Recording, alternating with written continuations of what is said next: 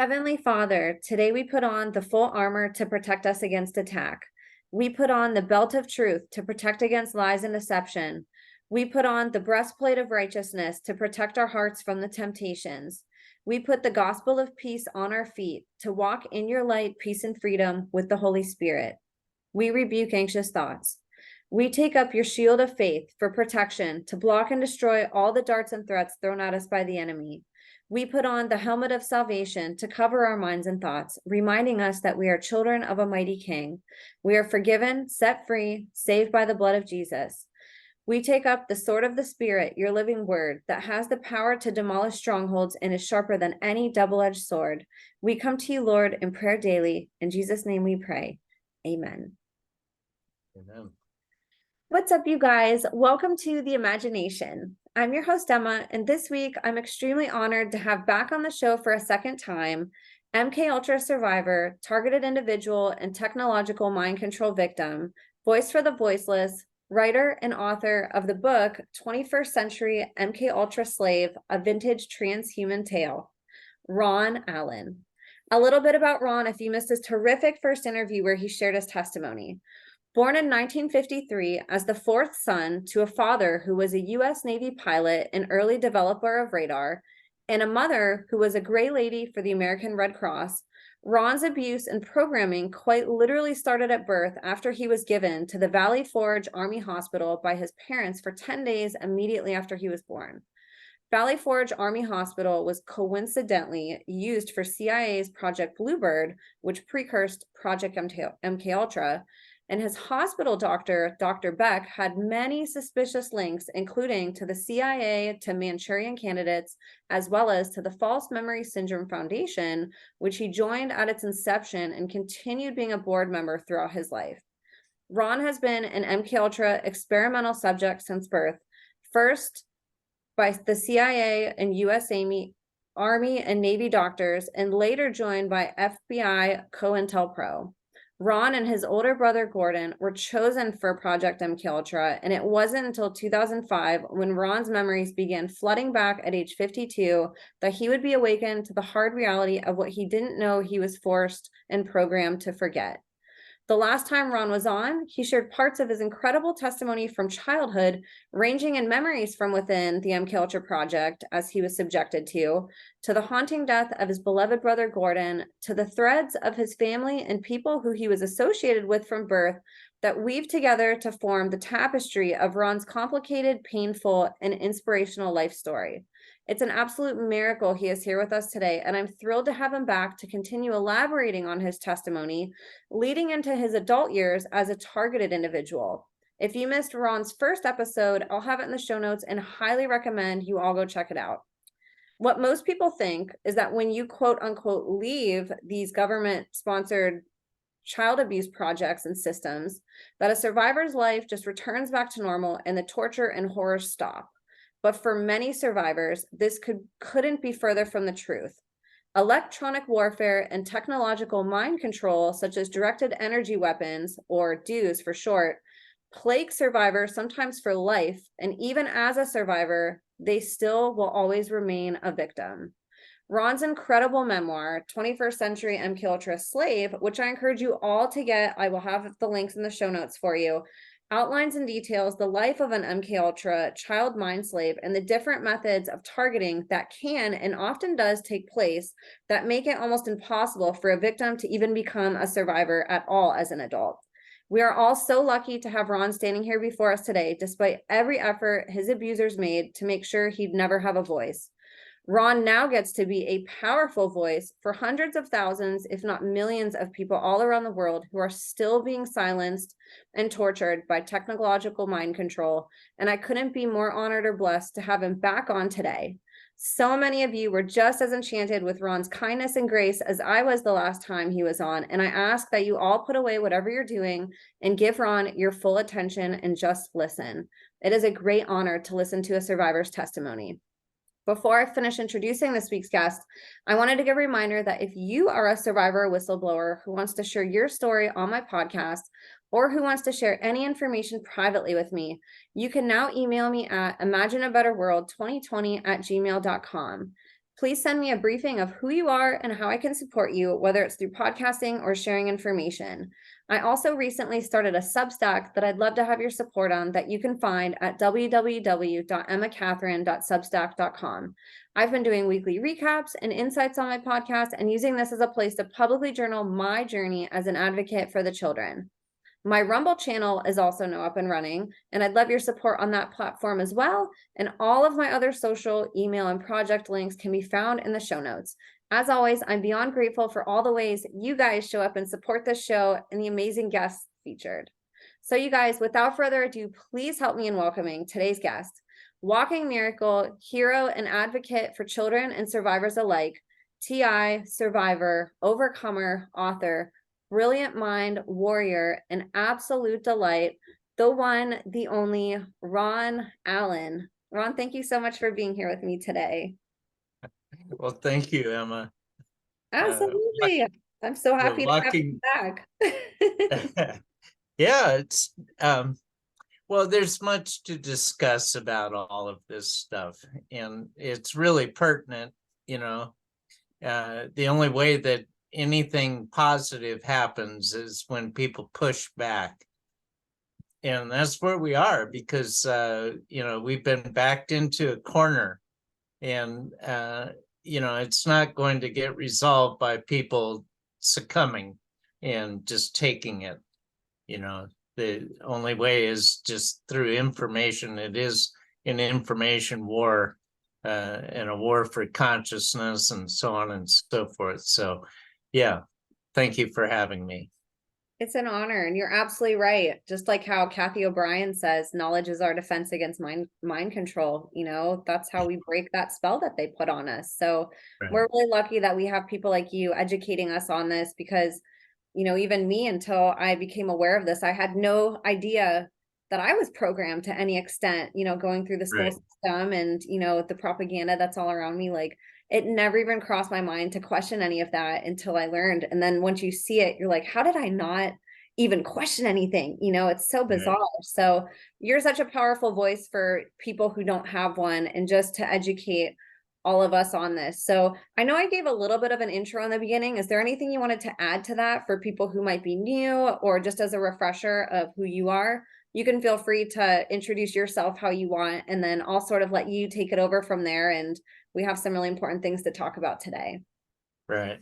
Well, I've been quite the wanderer in my life. I was brought up that way. My father was in the Navy, and there you have to move every couple of years. Just, that's the way it works. And throughout my life, I've continued with that. And it's never really been a bother to me. It came natural. But at the same time, I was able to look at things with a broader base. And that got into, some of the daredevil activities that I've gone through and been, promoting as well, because, I didn't have the safe, secure grandmother, cousins, nuclear family, everybody in one place at one time sort of upbringing. We were just ripped away from the family. So there weren't any like steadfast, boundaries. And so I was able to experience a lot and get a broader perspective of some of the things. And, that it's a double-edged sword. It's got the positive side, the negative side. And at this point in my life, I'm not going to go running off to hop freights or, hitchhike down to Panama or whatever. But, I've got that to fall back on and tell you what it is that I've gone through and am going through. The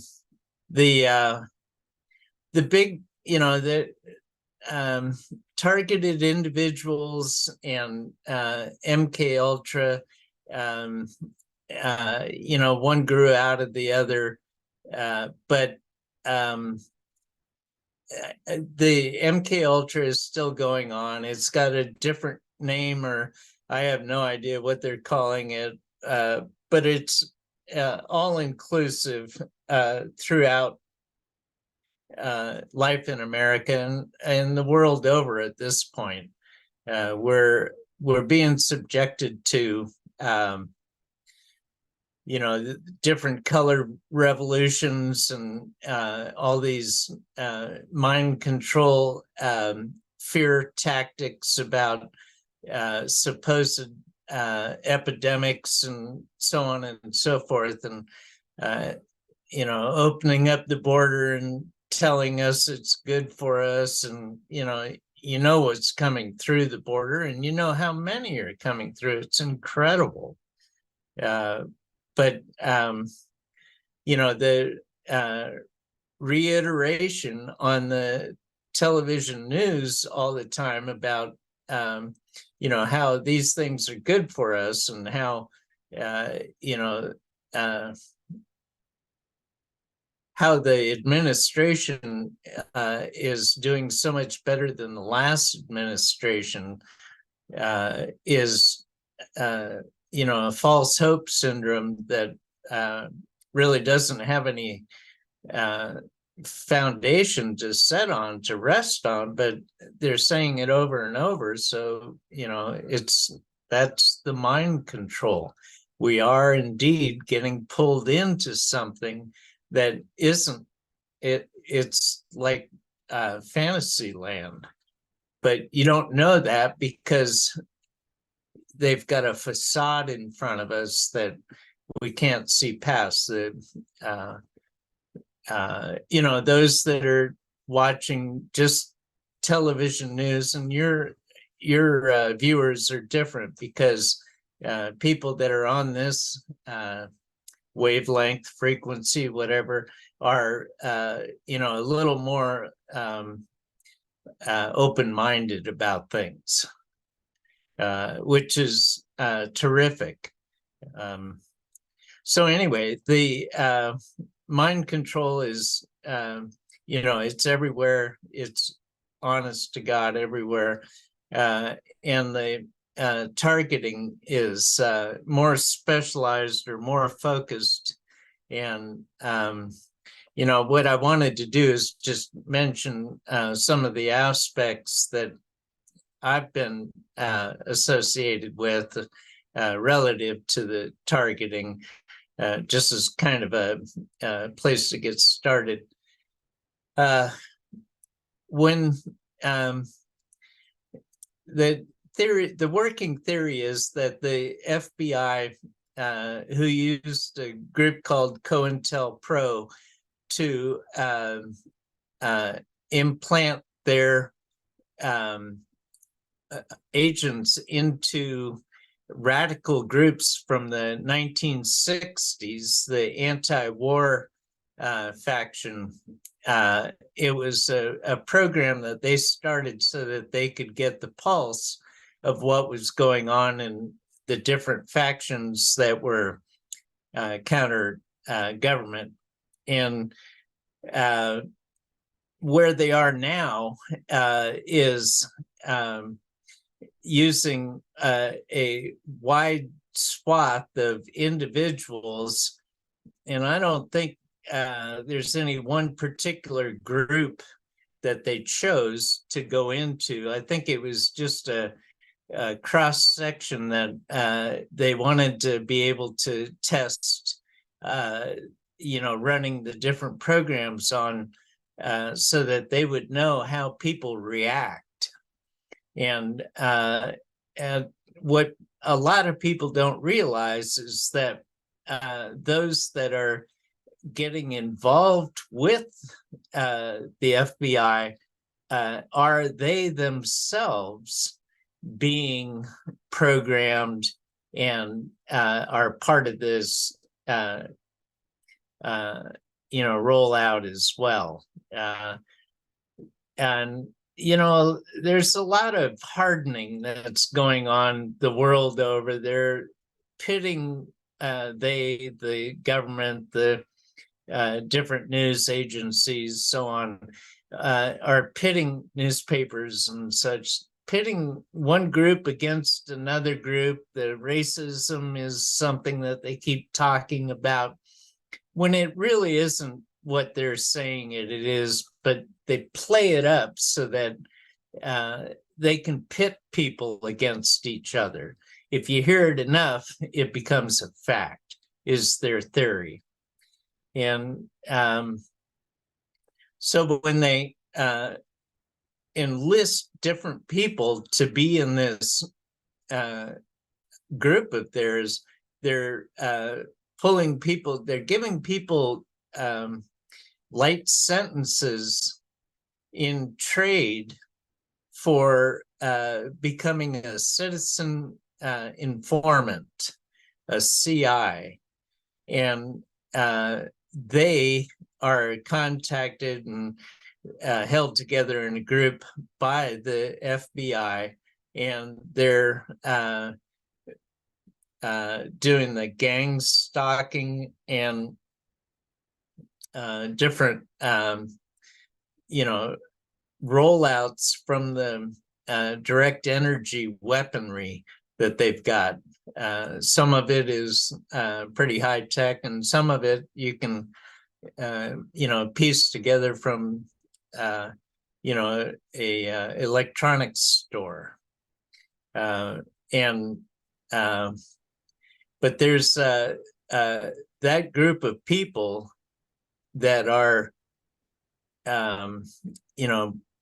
put together with the different news groups telling us that we've got an enemy in our neighborhood and it's, us against them, are creating this hardened aspect on the planet Earth where, the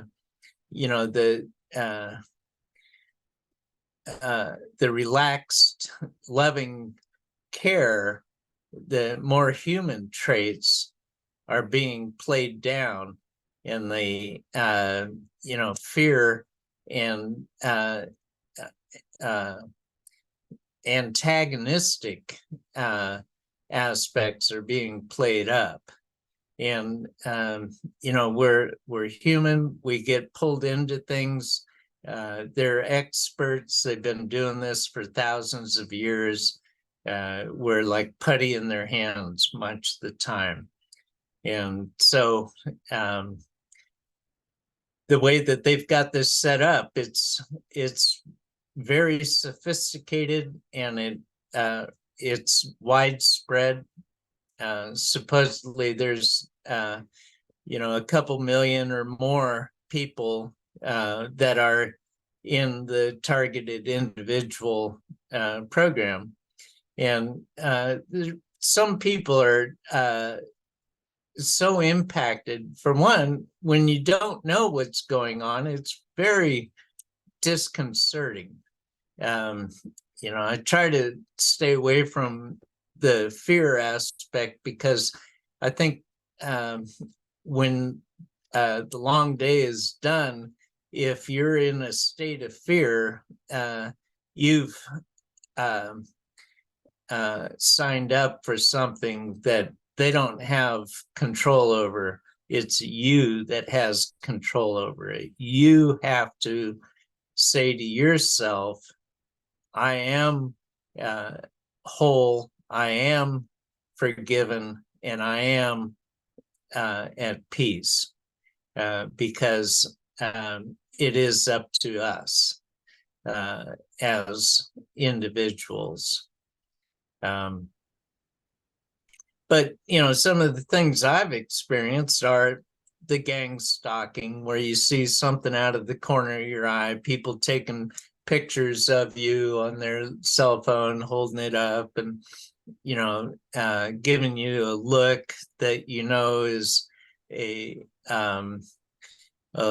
knowing look that they are your enemy or somebody that is your antagonist. You can see it in their face. It's just something that they're doing this, and you're imprisoned is what they want you to. And they also want you to commit suicide. And so they promote that in the voice to skull communication. And that's something that they rolled out on a large scale over in Iraq when Papa Bush was going after Saddam Hussein, where they had their methodology, technology to say, and it goes into your head, and you hear, in that case, it was, give yourself up, it's a losing proposition, turn your guns over. Here, now, they're saying, you're no good, you're, really a disgusting individual, and, commit suicide. That's the extreme, but it's, forever making you feel unworthy, unloved, unappreciative, self-loathing, all of that.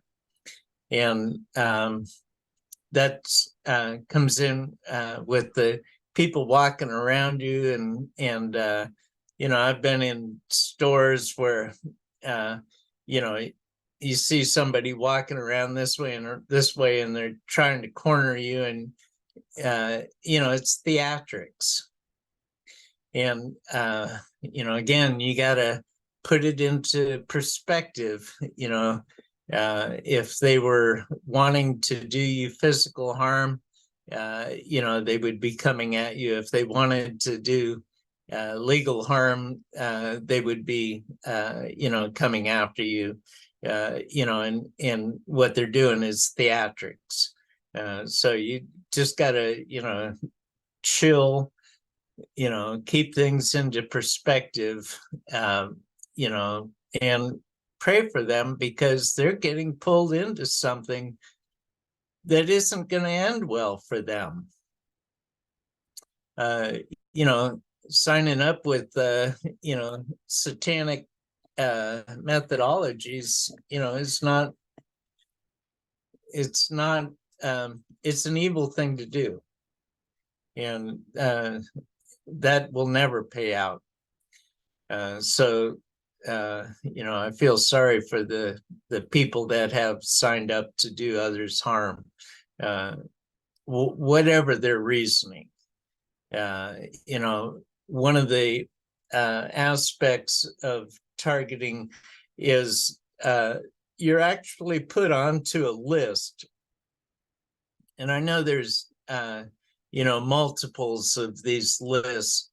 There are some people that are put on by an ex-lover or ex-spouse or something along those lines, or a whistleblower, or something transpired in a psychic situation, and that's a difficult realm there, because I think people have a degree of psychic abilities, each and every single one of us. And on their end, they, being the CIA, the FBI, the different alphabet groups, are actively training their individuals. And a lot of the SRA, the satanic ritual abuse victims are being chosen, as well as the MK Ultra, are being chosen because of their psychic abilities. And so this is, a mind, battlefield that's going on, and control is what they are after. And you yourself have to, build up your defenses, whether it's through meditation or just finding out more and more about what it is that is their objective, that will help you, again, put it into perspective. So with the TI, the gang stalking, the voice to skull, transmissions. And it's not only them coming into their skulls, but they have the technology to listen to your thoughts. And, there for a while, I had gotten into this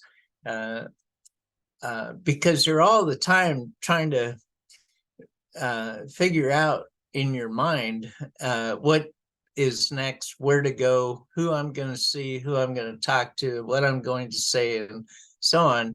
And when they're listening to everything that you think, then you're kind of giving them a roadmap of what you're up to.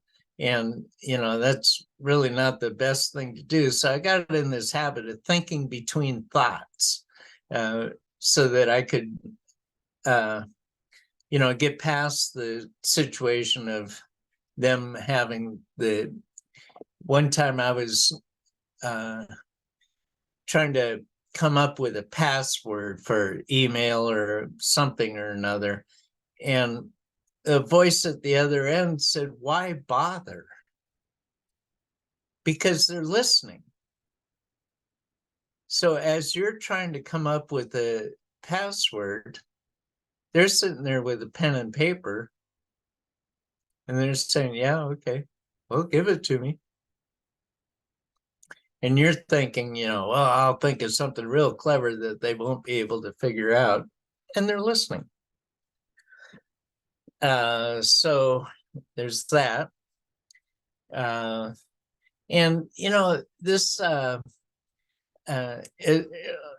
frequency, there's so much to do with frequency. It's really astounding what they're able to do with technology these days. I was at a house at one point and a tow truck came to pick up a car next door. They came up the alley and they came and they got the car and they left. But they had a transmitter on board. And I don't know if they knew that I was there and that I was on the list, or if they just broadcast everywhere that they went. I believe that's what it was. But this sound was at a high pitch that hurt. And, a lot of times they've done, cotton swab type of DNA capturing through your trash or things like that that you've set out in the alley so that they can, pinpoint how to address you, how to attack you.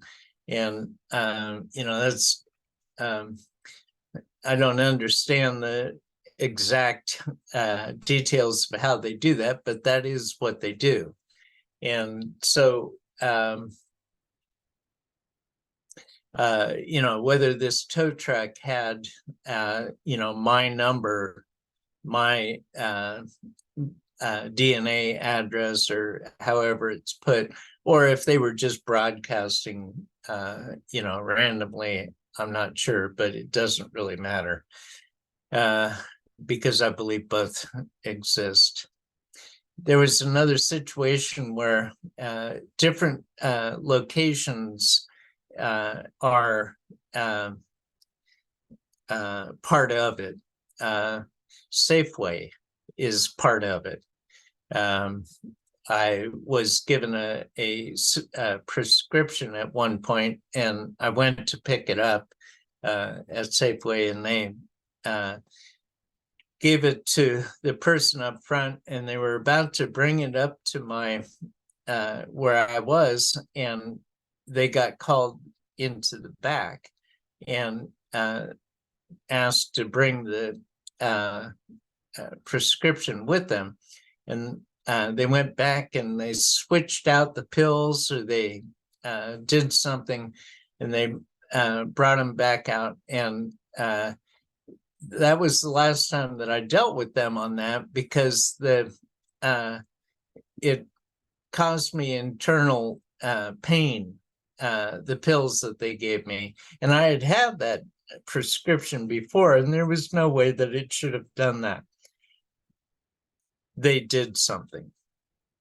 Recently, I've been into Safeway, and I had the indication from a couple people, one a cashier and one that looked like they were some sort of management, and just the way that they acted, I could tell that they were trying to put me in my place. And when I left that establishment, my right hip was put into pain, and I felt like I should have a cane to walk with. That's one of the things that they do to me. And that's another thing that they do. But I've seen people that I know are TIs, and they have a look on their face of absolute horror, and it's self-loathing. And my heart goes out to them, because I know what that's like. I know that the state of confusion and the questioning of your own center and validity, and what you have to keep in mind is that this is something that's being rolled out. It's evil from the word go, and they're you're buying into it. And even thoughts like thoughts of suicide is going to keep you on the list. At some point, if you don't get deemed necessary, the hope is that you'll fall off the list. A lot of people don't know how they get on the list, and yet at the same time, they can track it back to when they started to notice that things were going awry, that there was people paying too much attention to them, or whispering between each other about you and things like that. And if you think back until when that was, and think about who it is that, or who it was that you were around, and what what you were involved with, a lot of the times you can figure out what it is that the reason that you're on the list. Excuse me. And it can be anything from legal issues to marital spats, people that have become whistleblowers or deniers. If you don't go along with the rest of the crowd at work, or the way you vote, or when you project out, people are listening. And my particular instance, I was working at a manufacturing plant that dealt with the Air Force, Lockheed Martin, and DARPA. These were people that I was involved with. And through that, somebody was, and I know who it was able to put me on the list. A-list. That was 1996 or thereabouts. And you know, it was just a personal grievance of hers that she had the connections to, you know, because I don't know if they still consider it, but if they could still consider it so, but at that time everything was experimenting, and now they've pretty much gotten through the experimentation phase, and you know, they don't have to do it so much for that reason now. Now it could just be punishment, or it could just be that, you know, they're going after the masses, and you know, you're still lingering in their thoughts. But having been put on this list, one of the first things that happened to me was the gang stalking, and they made it real uncomfortable for me to work at this place. But it wasn't until I walked outside and I reached for the handle on the gate, and I felt my heart stop, and I knew that it wasn't, you know, a natural situation. I knew that it was an electronic, you know, apparatus that made that happen. And at that point, I knew that I had to get out of there. And it was at that point that I made the decision to leave the country, because I thought that leaving the country would get me out of harm's way. But it's not like that. It happens the world over. I knew somebody that moved off to Poland, and she ran into it there. And, you know, it just the world over. You know, people I know in Canada are going through it. So, you know, but you know, we are the first ones. We're the ones that are held to a higher standard. You know, you got a lot of room to play if you're not being watched every second, but you don't have so much when you're being watched every second. And you know, that's why a lot, if not most, TIs don't have jobs. Is you know, they're being so attacked that their productivity is way down. I was a lot more active in my youth. Not that I've stopped, because you know, at some point it dawns on you that you got a life to live regardless. But at the same time, you know, a lot of this is physical that I go through, and so it has slowed me down. You know, there's a lot of pain involved, actual physical pain. But you know, we're God's children, and we cannot have this self-loathing in our life. There's no room for it. There isn't.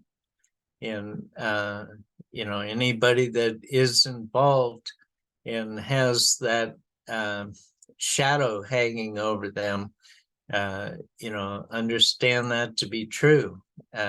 You know, you got to come to terms with things, because you are whole, you are forgiven. You know, don't stop praying, don't stop, you know, doing good, thinking good, acting good, because this is the war that we're in. You know, we are, from the ground up, and it's going to get worse.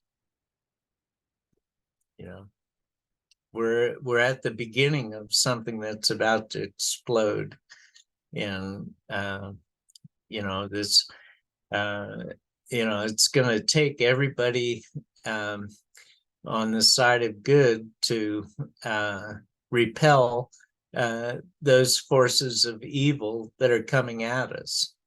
And that's through friendship, love, neighboring up, making sure that you are appreciated in your area, those things. I love that. I love all the ways that you are able to put a positive spin on a sense on some things that are so dark. You have insight on how we can correct it and course correct and look at it differently. And it's so fascinating to me that this is a layer that I feel so many people are ignorant to. How you mentioned that MK Ultra was perpetuated on society and how really this is an extension of that. And most people don't even know about this piece of it.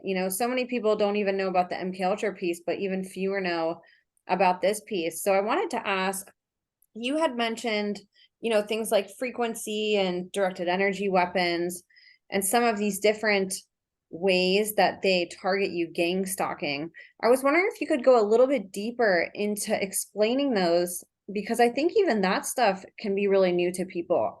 Gang stalking, I think, is maybe the most self-explanatory, but I don't even think people understand how bad that gets. So I wanted to see if maybe on some of your examples, if there's other things that you've experienced that you could share, or things that you've heard, to give people context just of how, this isn't just like it happens one time, or one instance or once in a while. I want people to understand how ongoing this is and how serious this is. Widespread. Per neighborhood, they've got people out there. Obama talked about the million-man army that he wanted to see put into place in the United States. And whoa, you talk about an evil character, my God. But this revolution with the iPhones, they're able to record and snap photos and download apps that can transmit and do all these different things. And I got a flip phone. I'm just, because with the iPhone, you can somebody can track your footsteps, and people keep those things with them wherever they go at all times, and within an arm's reach. Are you hip to the October 4th emergency broadcast alert that they're going to do? I have heard of that from FEMA, right? I don't know a lot about it. I've heard a couple things. You're more than welcome to talk about it if you want. Yeah, I'll spend a little time on it. On the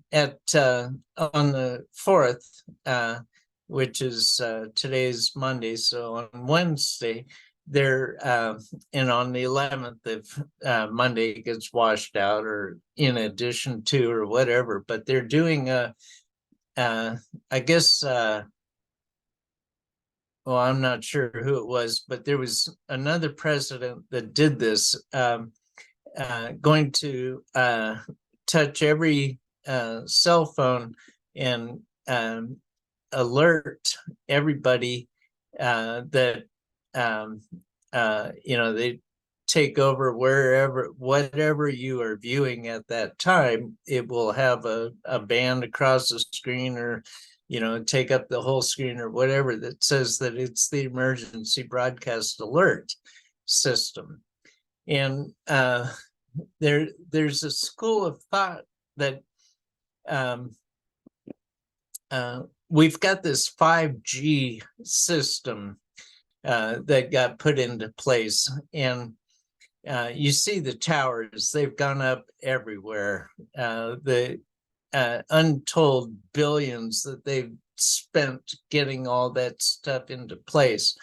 The surveillance and the control apparatus that are being distributed around the planet, and certain areas are worse than others. There are some counties that have kicked 5G out. They've actually banded together and were able to accomplish that.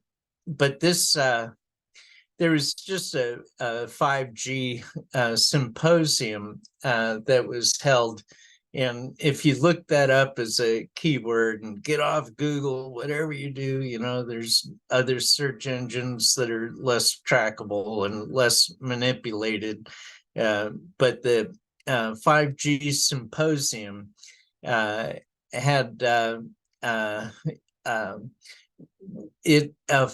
this is thought to possibly or probably, whatever the term is, interact with the shedding, the PCR test, and the jab. All had self-assembling items in them that are electronic in nature. They actually have lights, and they're clogging and coming together. And the theory is that on the 4th, they could be affecting that in people. And so the word on the street is to get out into nature, leave your iPhone at home, because that's how it's going to be projected. And we're at a place in humanity where, even the people that did not get the jab are being impacted by those that they know that did, from shedding. And shedding can be coughing or rubbing up against, or swapping liquids, or any number of ways. It's more probable than possible. And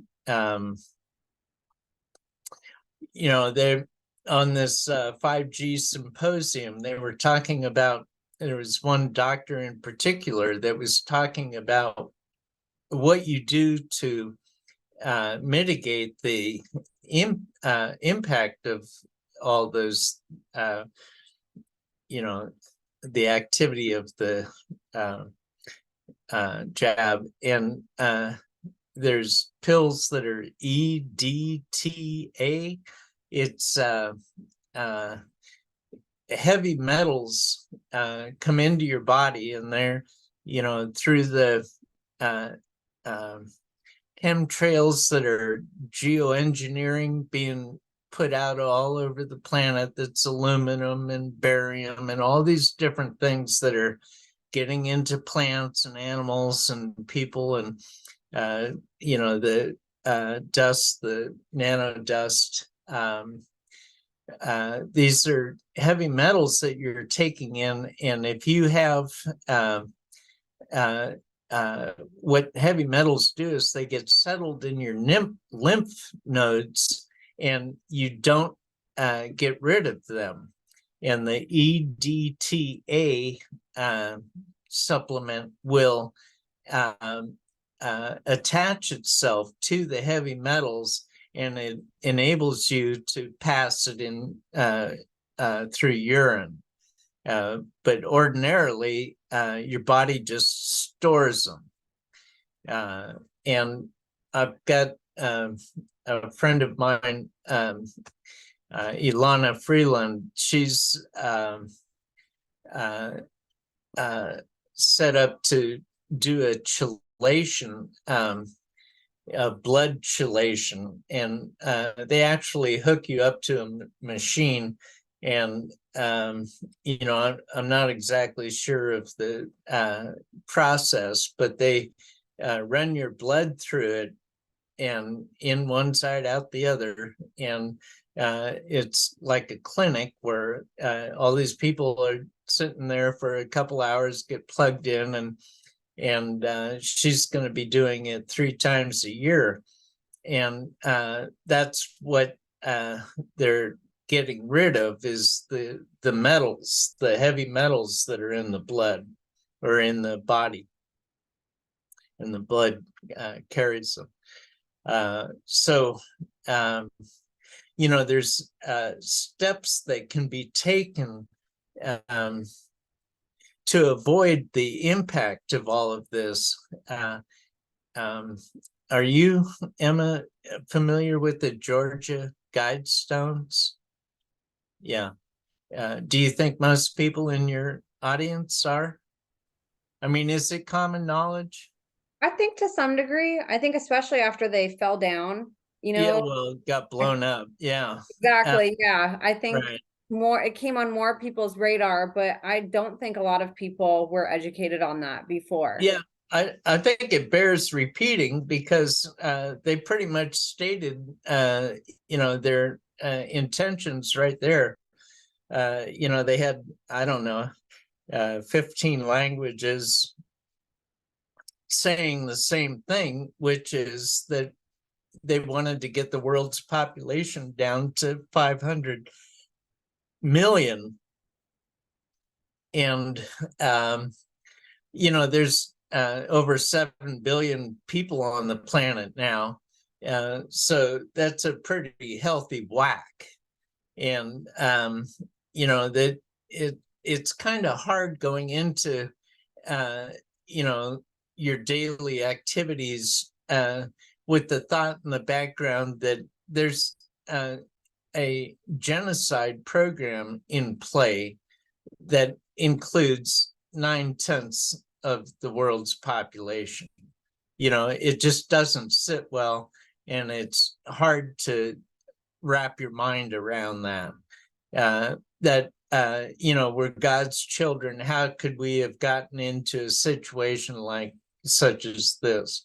But I've been hip to them for years, and I've been watching this from the sidelines for quite a few years. I was always one, even in high school, I had teachers pointing out certain things. It was mandatory reading in my English class that we read 1984, and Aldous Huxley's Brave New World, and these dystopian future, so I knew that there was something that was lurking in the background that wasn't, and at my time, Vietnam was going on, and the protests were knock down, drag out, and the people were coming back in body bags, and everybody knew somebody that was wasted in that generation, and families, and I mean, it was a pretty sad street. Now people look forward to going to war. It's like, oh, but and at the same time, they're breaking the military down, so that's not going to bode well.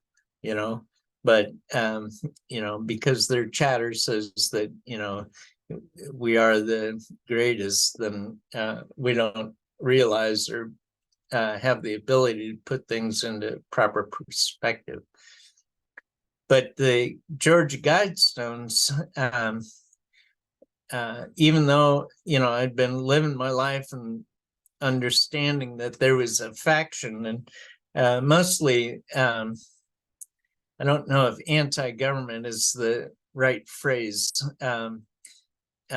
because it's not the government per se, it's factions, and that have gone awry and been pitted against humanity, and even America. They're trying to take the country down, for God's sake. But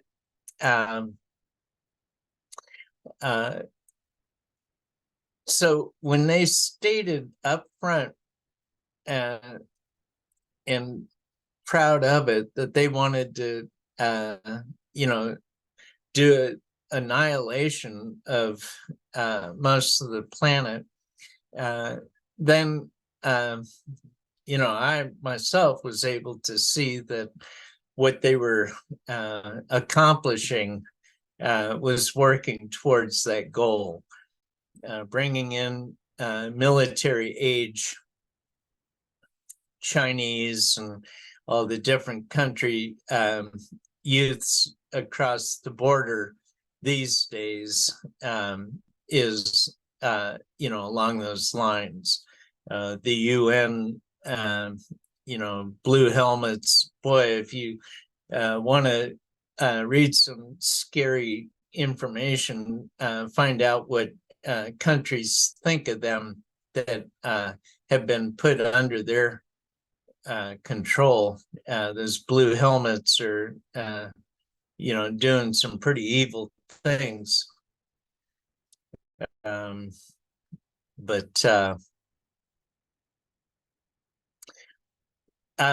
this is all mind control. All of these things.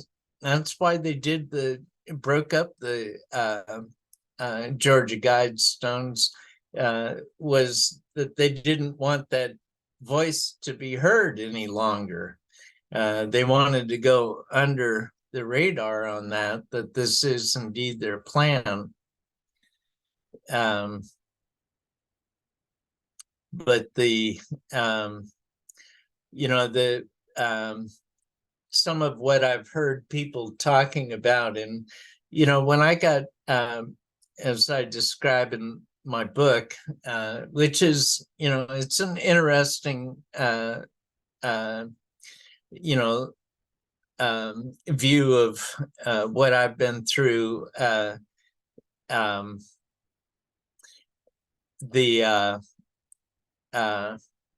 It's an easy read and it's an interesting read. You're not going to be bored by it, and there's quite a bit of information. But when I got back into the United States, one of the very first towns I went to a Denny's. And since I've learned that that's a CIA operation, Denny's, I mean, is nothing sacred, So in this Denny's, there were all these party people that came in after the bars closed, and then after a while they got out of there because they needed sleep, and the tables started filling up around me, and at each of the tables the people were discussing me in my recent past and what I had been involved with in my travel out of Central America. And if you read the book, you'll be able to see, it was pretty impactful. But these tables with 4 or 5 individuals at each of them were all talking about me, and I was just floored. I was looking around like, is this a movie? What the heck is going on? And what did you hear them saying? Yeah. What did you hear them saying? Yeah, well, but that's part of it, right? Because when you don't have any solid footing under you, you are easily battered about. And that's what it's, the total control is what they're after. Even the people that don't know about it will buy in because they think that it's going to bode well for them, but it's not. There's the 1%ers. If you're a billionaire, then you're going to be living life at that level, and you're going to see that karma come back to you whenever, before or after death. You are going to see that karma come back. But the anybody under them, whether you're a chef or a taxi driver or whoever that's supporting them, it's going to come back, and it's going to come back hard. And so all those people sitting around the table, they're what's the guy's name? Patrick Byrne. He's saying that they've passed the Justice Department has just found that the company that handles the software for voting machines has been proven that there's a falsification going on in there. So they're going to be pursuing a case against them, arrests and so on and so forth. And what Patrick Byrne's statement is, from this point forward, the line is in the sand. And if you continue to support a system that's evil and against humanity, then you're culpable and you're going to pay for it. If you, at this point, know that you're part of something that you should not be part of, and everybody knows when they're doing something that they shouldn't be doing. Following through with it, that's, in yesteryear's case, that made you a bad boy or girl, and it was kind of fun and so on and so forth. But this point forward, the stakes have gone way up, and this is serious business. And that includes people watching pornography, the drug use, everything. If you, and I have a something that I go through where my body, which is your angel as well talking to you, will drop something at a particular time or make something go wrong, that you're about to do something that you shouldn't be doing, whatever it is. And you look at that and you say, oh, and that's your one chance to correct. And I know you want to go farther, but you've been given a signal. So if you're able to take that and self-correct at that point, you're going to establish a habit that's a good habit, and it's going to go all through your life. And it's going to matter. We're at that point. Humanity is at that point. The evil forces have pushed it, rightly or wrongly, have pushed it to this point. And from here on out, everything is super important. And we have to be cognizant of our involvement, our supporting a system that's built to destroy humanity in whatever little facet that we involve ourselves with.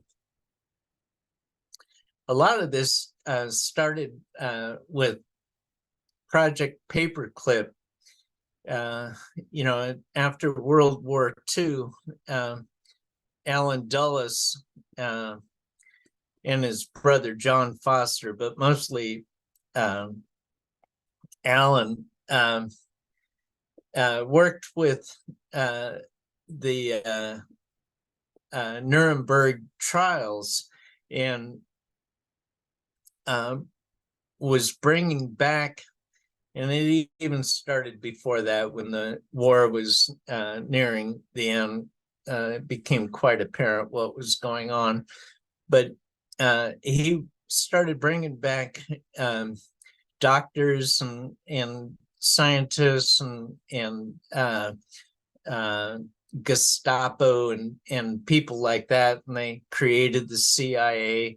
They created NASA, and they did the mind control. They brought that in, the MK Ultra, predecessor, Project Bluebird, and Dr. Mengele, who was one of Hitler's Auschwitz and other prisoner ghouls that experimented on twins and prisoners that and they were doing horrific things. Same with the Japanese, just horrific things to humans. They brought Mengele over to the North America, and I've read a book, a transcript. It's being made into a book. It's not an easy thing publishing a book. There's a lot of steps that you go through, and Chris is the gentleman's name, but he's up in Canada, and he was part of the Montauk boys, is what they call them, and it's MK Ultra, and just recently Canada had at their parliament, which is like our Congress, they had a Nazi give a speech and being given a commendation on something or another, but the guy was a full-blown Nazi, and the Canada, the prime minister or whatever they call him, is showing his cards, but the positive that came out of that is that a lot of people that are going through this recovered memory thing, and this guy Chris, I had written a note to him about, he's got to dig deeper into his memory, because he had been under Mengele's authority at one point, and he just kind of brushed over that aspect in his transcript. And I said, no, this guy is way too important. They call him Dr. Green. A lot of people knew him by that name over here. And when the Nazi got commended at the parliament, the news got out to everybody. All lines of communication were open about that, and Chris had more memories come to the surface because they made it more upfront and personal to everybody. So that's a positive thing. And I've heard that other people as well, because this Mengele was very active in the MK Ultra, in the 50s and the 60s. or having those memories come up. That's one of the things about this SRA and MK Ultra. It's trauma-based mind control programming. And, with me, they used, as a newborn baby, they used electricity to, as one, I'm not sure what all they did with me, but that's one thing that I do know they did to traumatize me, and that's mostly to split your mind and have this is where people get alters, and when I was in school or shortly thereafter, they talked about Sybil, and Sybil was somebody that had multiple personalities, and it was quite news breaking and astounding and all of that. Well, talk to any MK Ultra project monarch about it, and they'll tell you the different personalities that they've given names to. Have you read Marcel Proulx's new book? I just got it in the mail, actually, so I have not read it Terrific. yet, but I'm so excited to read it. Yeah. Katie, what, and Ilana Freeland is doing I don't know if synopsis is the right word, but evaluating the book that he's going to be, he's working with her to have that review to be put in where he puts it up for sale. And, so she's reading it faster than I am. I read a lot of Steiner and, Rudolf Steiner and other books. I can't just stay on one book for one thing. I need the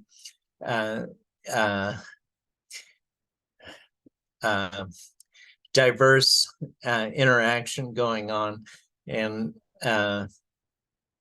for another, they evoke things in me that I need to change from time to time. I go to Rudolf Steiner to come to peace, and I go to these different books from MK Ultra or SRA people, just to find out, how deep we are into where we are, and we're incredibly deep.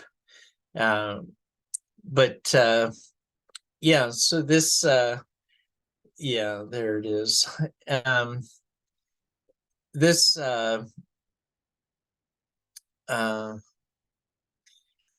this all came out of Project Paperclip, but it also got married up to, a lot of the different church.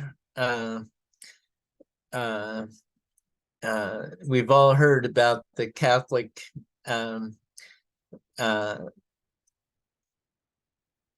orphanage mass graves, and as well the priests that were doing mind control. They say starting at 18 months is the perfect time, and because when you are started at an early age, your trauma-based mind control, you don't, your mind splits. You have the pain associated to a alter, so that you can wake up and be okay. You don't have to live in abject fear and be so traumatized all the time. your mind helps.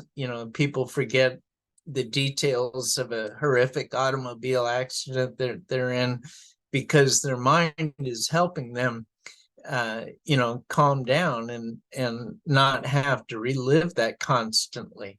And these SRA, and it goes back thousands of years. This is old technology. Have been using this on people to get them to the point where they can then pick up a telephone and give a color code or a number code or something, and this is the Manchurian Candidate, the guy that killed John Lennon, or all these other people that are put under mind control, given these triggers, that once they hear that, then they go into this mode. And then and the deeper the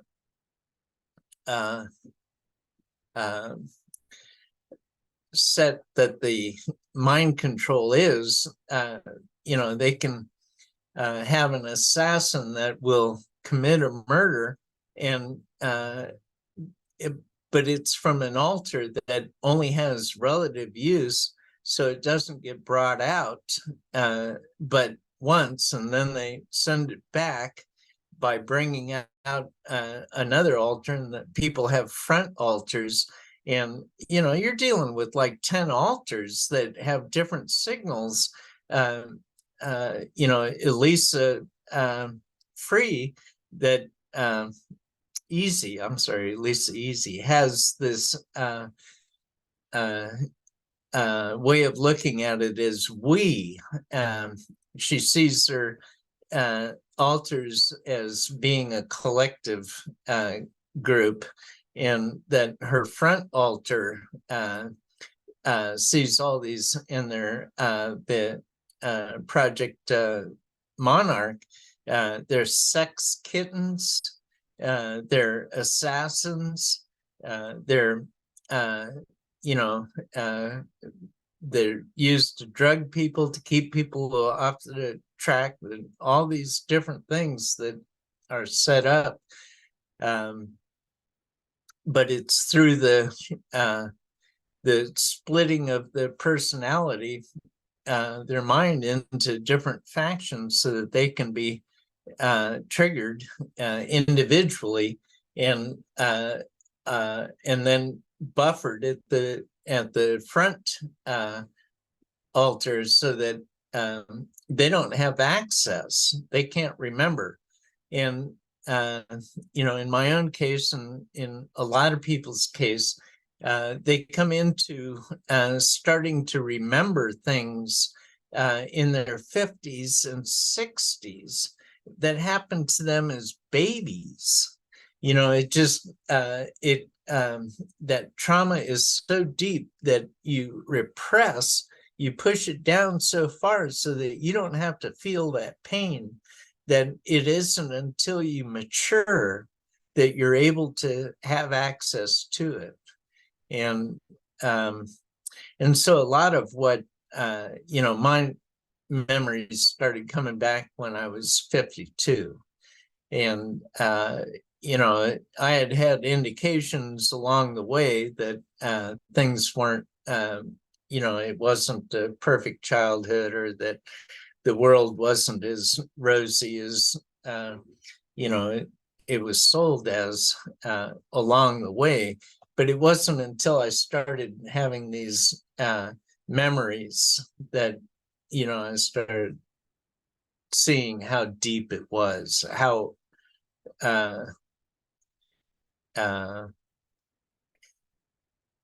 deep and how wide and how horrific these activities that these people are doing are. Thankfully, we do have angels.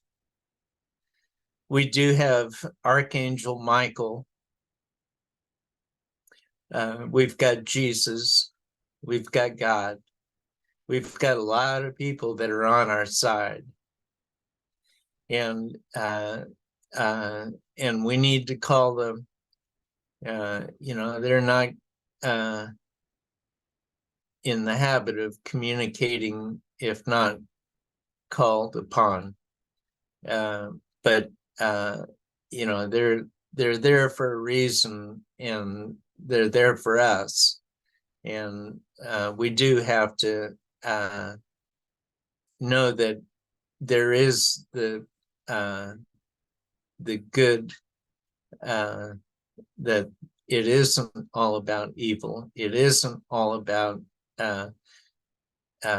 hate and disruption. There is peace and harmony, and we need to further it. You got to find out about whatever is going on, because it's going on. It is going on. But at the same time, we need to get centered. We need to, don't be afraid to call upon your angel and or pray. Please pray. Pray for humanity. Pray for those that are fighting for humanity, and pray for yourself and all your loved ones. Right? Amen to that. Yes. Yeah. Those things go so far. We forget how powerful putting our energy together, and even a group prayer, there's nothing more powerful than people together and putting their focus on one thing, and sending their energy to that. So I love that like I said, you have such a great way of explaining things that are wrong, and then following it up with what are some solutions that we can do to overcome it. And one of the things I wanted to ask you was, in regards to being a targeted individual, what does maybe a week look like for a TI? What are some typical things that you have to worry about that are different from maybe what other people do through your daily life, through your week? And what are some of the things that happen that can really destabilize you and the things that, whether it's work or whatever it is that you're doing? Can you walk us through some of that? Okay, well, there for a while I belonged to a TI group in Portland, Oregon, and they're getting to know the different people and what their aspects were. I think a lot of it is location based, but also what it was that got you put on a list, because everybody is experiencing different things, and it's all because it's a huge program and they're trying to get run all the different possibilities through everybody they can, so that they can do the entire planet. So some of the things that people were going through was, one guy had a girlfriend that he really was enamored with, but the more he talked, doors were being opened and people were coming in and in the middle of the night and futzing with things in his apartment, and it all pointed at her. But because he was, relatively new to the program, and had just seen a radical change, he didn't know where to look. And, because these perps, they call them perpetrator, the perps, I heard one of them talking one time, and he said, did you embellish the what you told the people? And who he was talking with said, no, why would I do that? And this guy said, because the people will enjoy their activity more if they feel that the person that they're acting against has more reason to be acted against.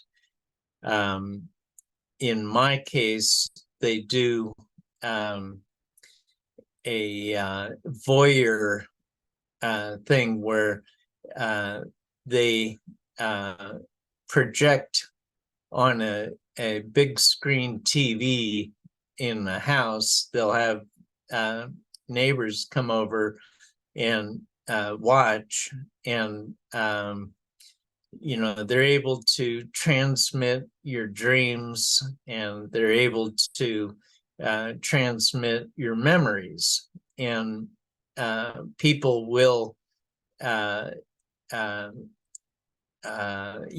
input when they do a synthetic dream. They're like they did in the movie I'll come back to that one. Something like Initiate, but that's not it. Inception. Yes. Okay. I know what you're talking about. Leonardo DiCaprio. Yep. Yeah. They architect a dream for you, and your subconscious enacts it. They build a scenario, and your subconscious works in that. And in the movie, they're doing it so that they can find what you put in your safe or things like that, and where you hide things, and so on and so forth. And it's not so similar to that in real life, because whether it's sex plays, and they've done a lot of that with me, or finding out what you did in your life. They put you in an area, and they use people of your past, and they'll confer with them, but then they query your memory as to situations, so that you can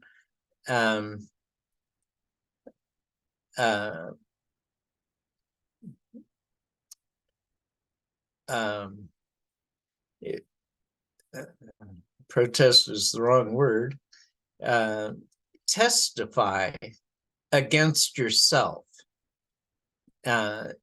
And that's what they're real good at, the FBI, in building their cases, in trapping you by having you fill in the spaces.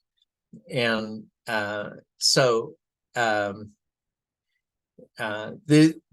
that's one of the things that I go through. And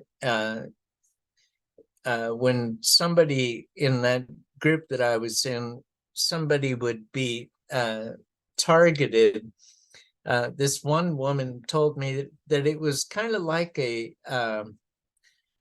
esoteric angle, that she didn't know how the people knew that she would be turning right, but they did, and they would be steering for that direction. And I think a lot of that is the being able to read people's thoughts, or they actually have a device. And somebody at one point said that it was a $1 part that they put into a box that they got at Radio Shack or some electronics store, that enabled them to hear people's thoughts and how they do the DNA or whatever. I'm not quite sure. Proximity, I just have no idea. I'm sure that there's many ways of doing it. But this woman was complaining about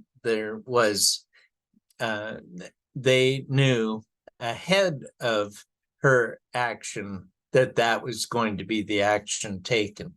And, and when it's happening to you, you're thinking that's pretty demonic, because how did they know that? What's going on? Why are these people talking about me? What's going on here? And, and there's, like I said, a lot of iPhones being capturing, different points in my life or after all of this started. I felt I was one of the most photographed people on the planet just because of all the iPhones that I kept seeing popping up, and you can tell when somebody's taking a photograph of you. And, the traveling, I do a lot of traveling, different points. I park for a while, but, life on the road, and then, housing, I run the gamut. But there's, when I'm in transit, there's people ahead of me, people behind me, people telling others that I'll enter a town, and there'll be a group that's waiting for me. I'll hear along the way that, oh, you passed by. That my motion is being broadcast. Let's see. Another woman was telling me about, she went to get work done on her automobile, and the hello puppy. The mechanic did poor work, charged way too much, and she felt it was a targeting aspect, that it wasn't because she was a woman. It wasn't because she wasn't able to speak their language. It was that they had been privy to the fact that she was on a list. And that's come up with me. I know that to be true as well. And again, that thing about the suicide, at one point, gray thoughts were coming through my mind, and I heard, oh, there it is, because they take phrases that, they're recording this stuff, so they're able to take that, and they get paid, right, if they get you to say things, to admit things, or to and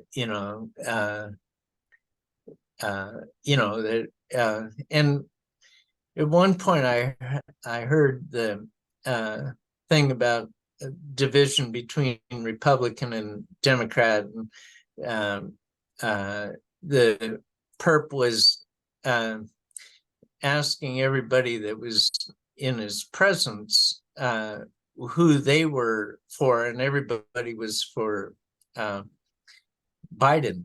And it for me, it was a clear indication that this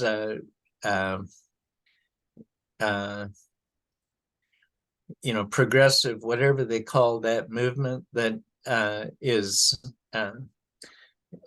so promoting of the disruption of things. At the same time, it's being covered over by the projected hate of Trump, or of Republican or things. It's a mind game, psychological warfare. And unfortunately, there's a lot of highly intelligent people that are succumbing to this because they would never think themselves to be easily swayed, but it's being put in their language and they go with it. And it's happening quite often. So that's another thing that happens.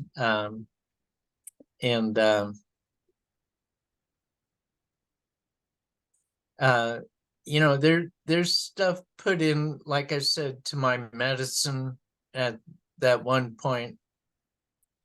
And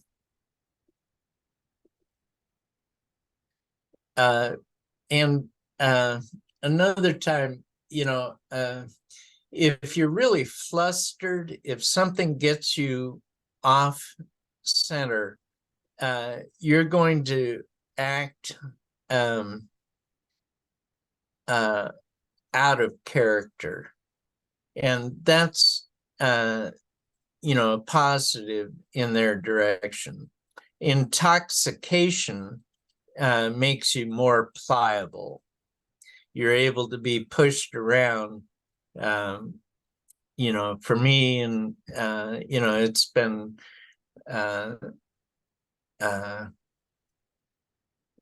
like 4 years or something since I've done anything including alcohol, because it's kind of like, for me, it's an all or nothing sort of thing. And I've got, a weakness or propensity toward addiction that,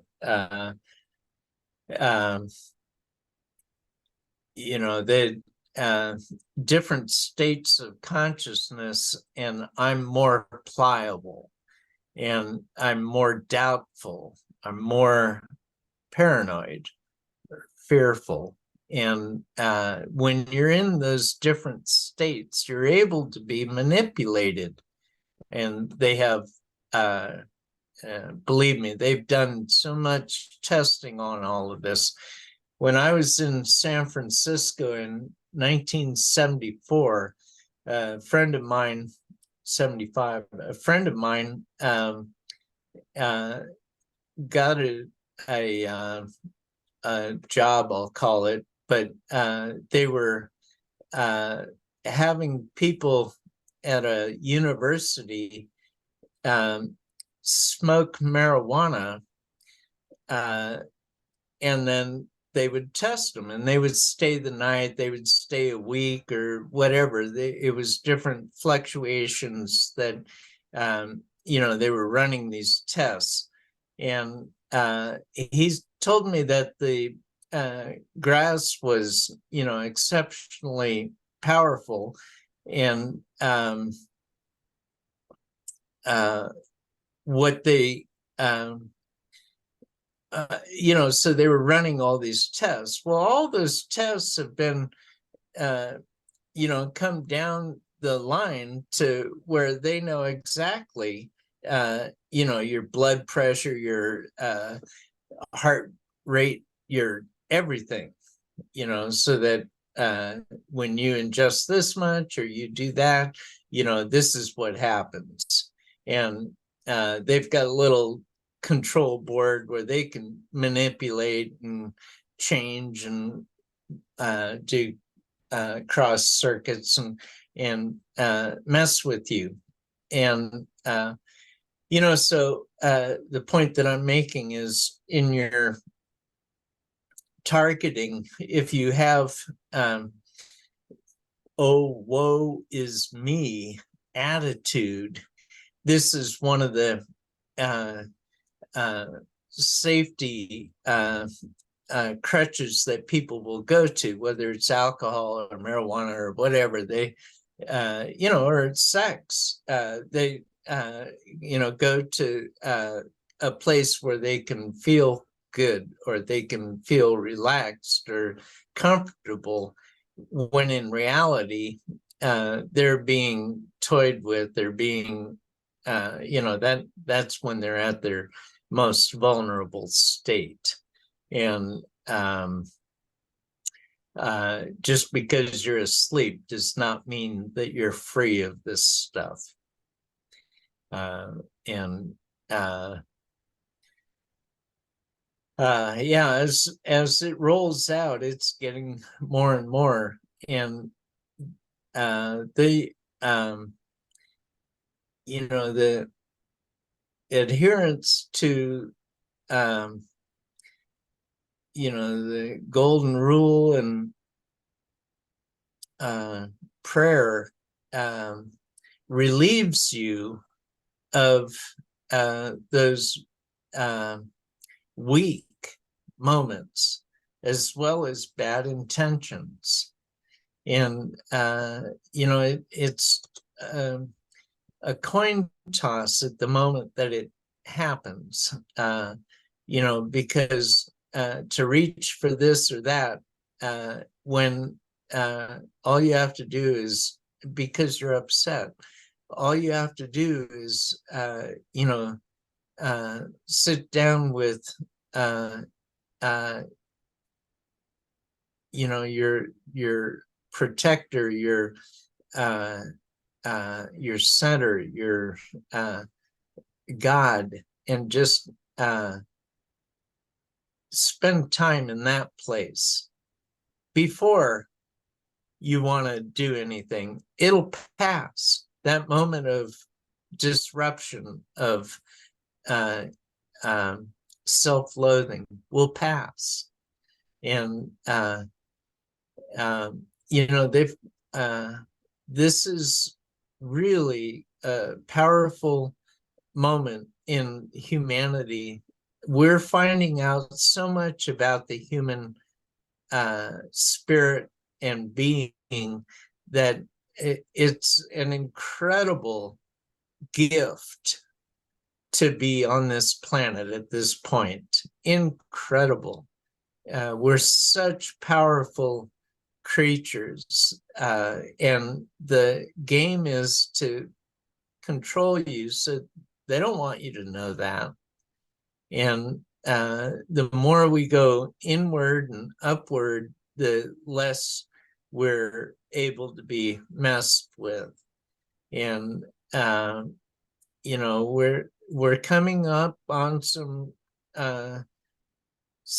difficult times. This thing on October 4th, and who knows what the election is going to be like this coming year. We saw what January 6th did. Absolutely incredible.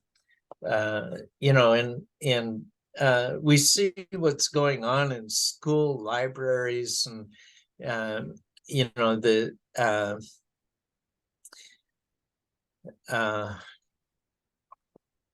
the whole thing to do with not being satisfied with what God intended you to be. That's a ploy to keep you in a state of confusion and therefore fear. There's fear and love. Take it, you pick. And God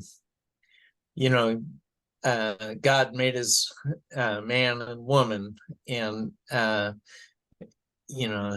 never the twain shall meet. But here we are, where that's in all the stores that you go to. It's in the military, it's in the schools and the churches and the so on and so forth. I'm wondering what this Halloween is going to be like, because how can you top people that are advocating being non-human, being calling themselves a wolf and walking around all fours, howling instead of standing upright and talking, and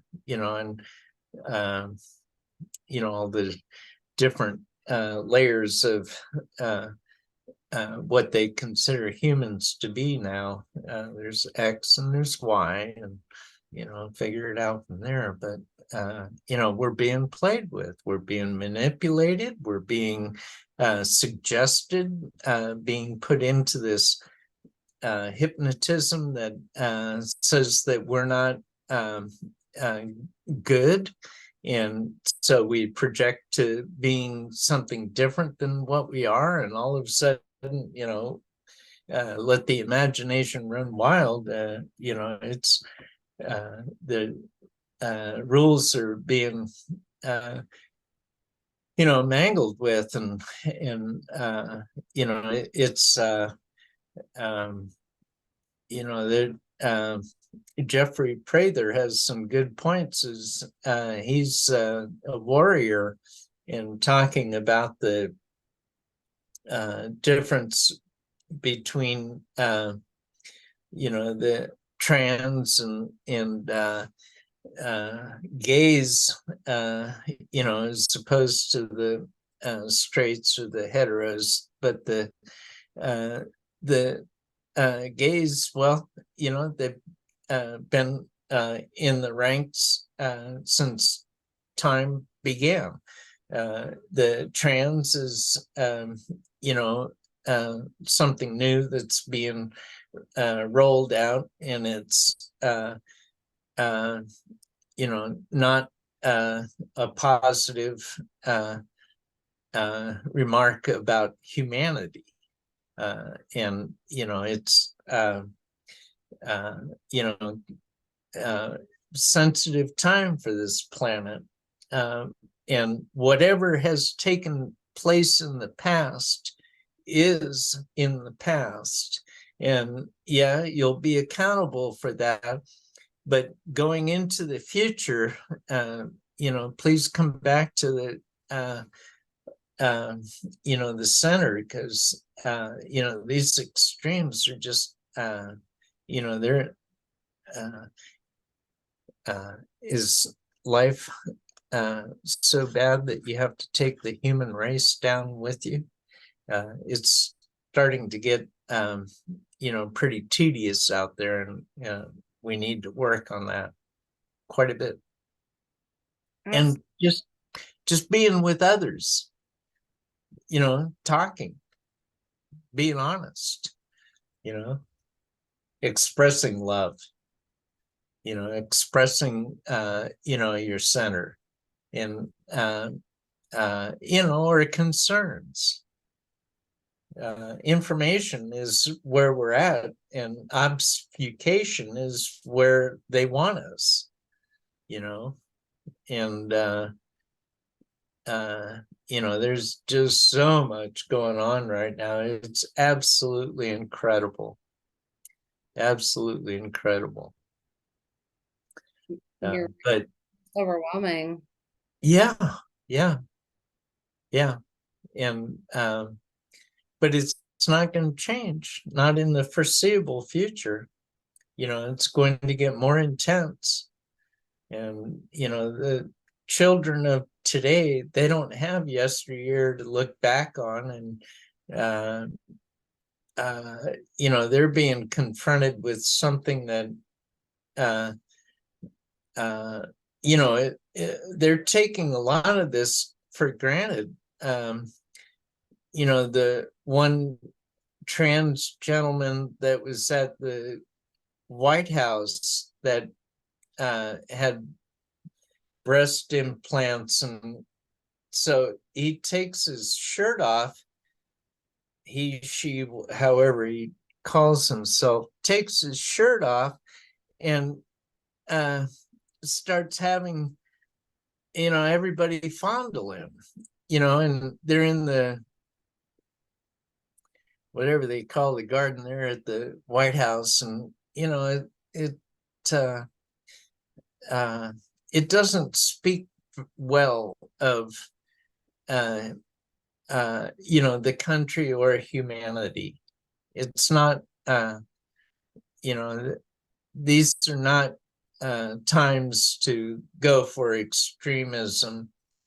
And, I know that a teenager's task in life is to test boundaries and that sort of thing. But, they're taking things to the you can't get back once you go down these roads. Once you've had something taken off or added to, that's it. You cannot have babies. And,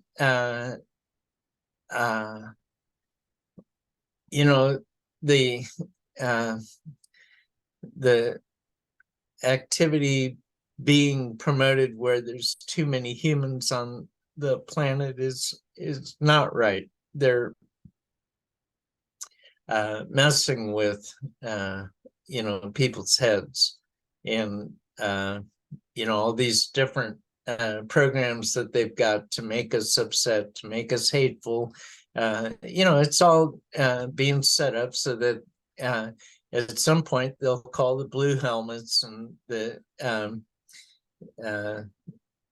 they'll all come in, and they've already got bases here in the United States, and and the Chinese already have police departments in the United States, and they're going for this one world order where they have stripes, the oceanic, just like what was in the 1984, the Americas, and Biden is drawing up those plans that are putting this into play. And open up the border, don't have a sovereign union, and the contracts that he's making with the World Health Organization, where they can take over the planet, because they'll be part of the UN, and they'll make a edict that everybody has to wear a mask, everybody has to have a job, everybody has to have a booster every 3 months, everybody has to, and it just goes down the line until they have people that are healed, and well healed, and I mean HEEL, not HEAL, to where we do as we're commanded. Does that answer your question? Absolutely, yes. Thank you so much for answering that. Do you have time for one more question that I wanted to ask? Sure. Okay, I wanted to see, because you are so good with solutions, and just your experience. For people who, I mean, you mentioned millions of people are going through this, this technological mind control program through electronic targeting and warfare. Have you found things that have helped mitigate that? You mentioned a couple, staying in a higher frequency. You had mentioned the pills that you brought up. Are there things that people can do at home, whether they're going through it, or even if they're not, if they want to prepare themselves to be proactive in prevention? Are there things that people can do at home? Are there things people can buy? Do you have any tips that you could give people, whether they're going through it or not, just on how they can arm themselves against this? Well, a good deal of what's happening is EMF, which is electromagnetic frequency, and they have products that you can get. Some of the activities that they do, they go in through the back of your skull, And that's a sensitive area where there is EMF protection that you can get that would cover different places. They have blankets, they have different products that help mitigate that. Your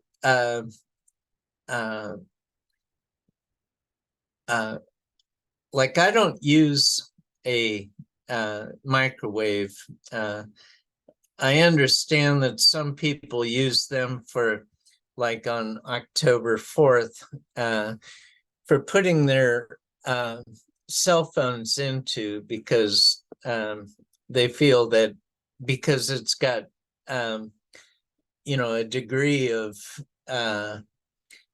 microwave protection, that it'll keep any emergency broadcast activity from escaping, and if it's inside the microwave. And I don't know how much I buy into that, but it's something to consider. They also have boxes that you can buy, and it's a wire mesh, and you can put your Wi-Fi unit into there. And these smart meters that they're putting on houses, the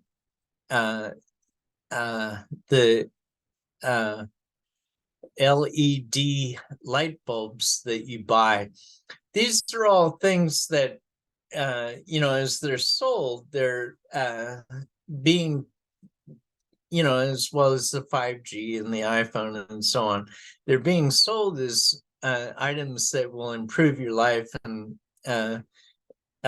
make communication or enjoyment or whatever better. And they're weapons. They're being used against you. And like the tracking that's in your iPhone, but they're also able to project, and so they can put a app on your iPhone without your having any knowledge about it, through a backdoor that they worked out with the CIA or some other alphabet agency that enables them to change frequencies that you experience. And with that, they can set the world on its edge if they get enough cell phones to act as a cluster, which is what they're doing with this October 4th situation. There's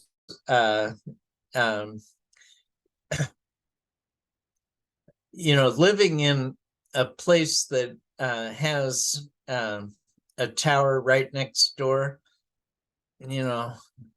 but they're being put up. I mean, you don't know, and it's not the easiest thing on the planet to move, to dig up your roots and go someplace else. But we're at that point, where they're marching down the road with this.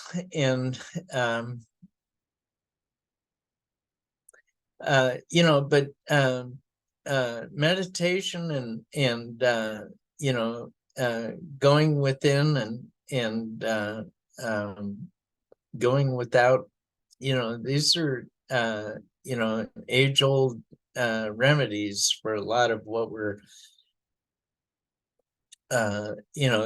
making humanity human all through the ages, and that still exists. It's just that this thing about antagonistic properties that people are getting pulled into. Just chill, just mellow, whenever you feel that coming up, you know, and some people are given to it, and I don't know what to say about that. It's always been a wonderment to me, because I never felt good when things were stressful, and being at peace always made me feel better.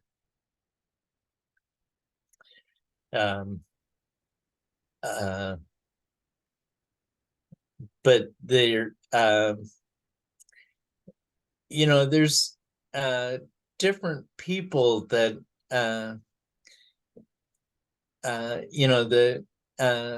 the blood chelation, the EDTA, heavy metal, getting that out of your system. These are real things that, a blood chelation process is like a couple $100, and it's getting to the point where what you spend your money on is getting pretty darn important, and finding out how you can better your situation instead of succumbing to the negative forces that are seem to be prevailing. I mean, look what happened in Maui. I mean, if it is true that the 1,000 or whatever children that have turned up missing were gathered by a white hat group that sequestered them so that they're not in harm's way. God, I pray that's the truth. This is absolutely horrific to, the book that you showed about Marcel Pulte's 50 voices, and this is about a woman, Katie, I think it's Green, or I'm not. Oh, it's Katie Groves. Yeah, great. She's one of the 50 voices, and you can find that on the internet. It's a project that he did, and myself and Elisa and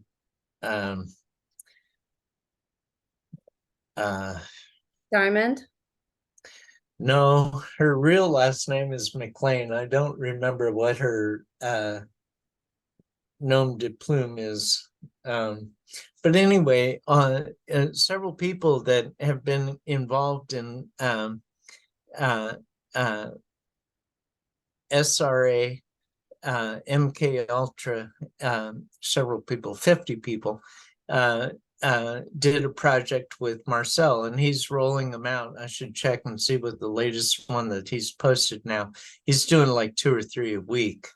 And it's such a worthwhile project, because you get to find out what depth that the counter cultures gone to. These people are telling their stories, and it's incredible. That book is talking about one of the women that's in this. She's one of the voices, and yeah, see, those are new now. Katie Groves, that's right. And that one is so impacting. I mean, it about pulled the floor out from underneath me.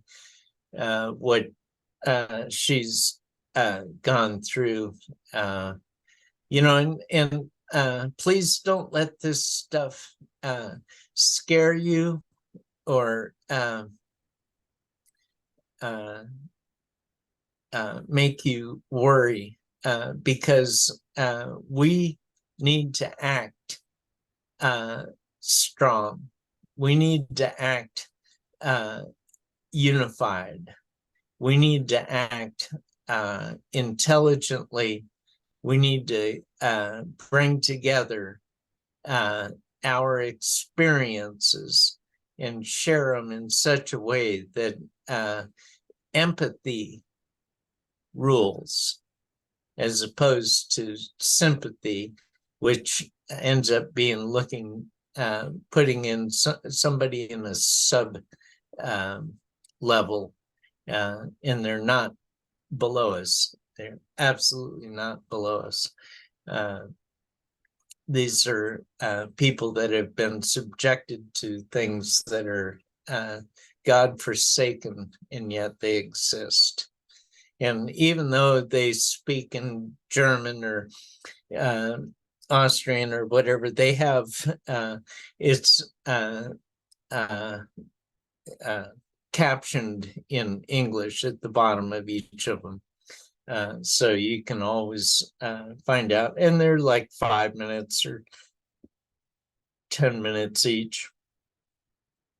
So it doesn't take up much of your time. I know a lot of this learning about what's today is happening, this 5G symposium,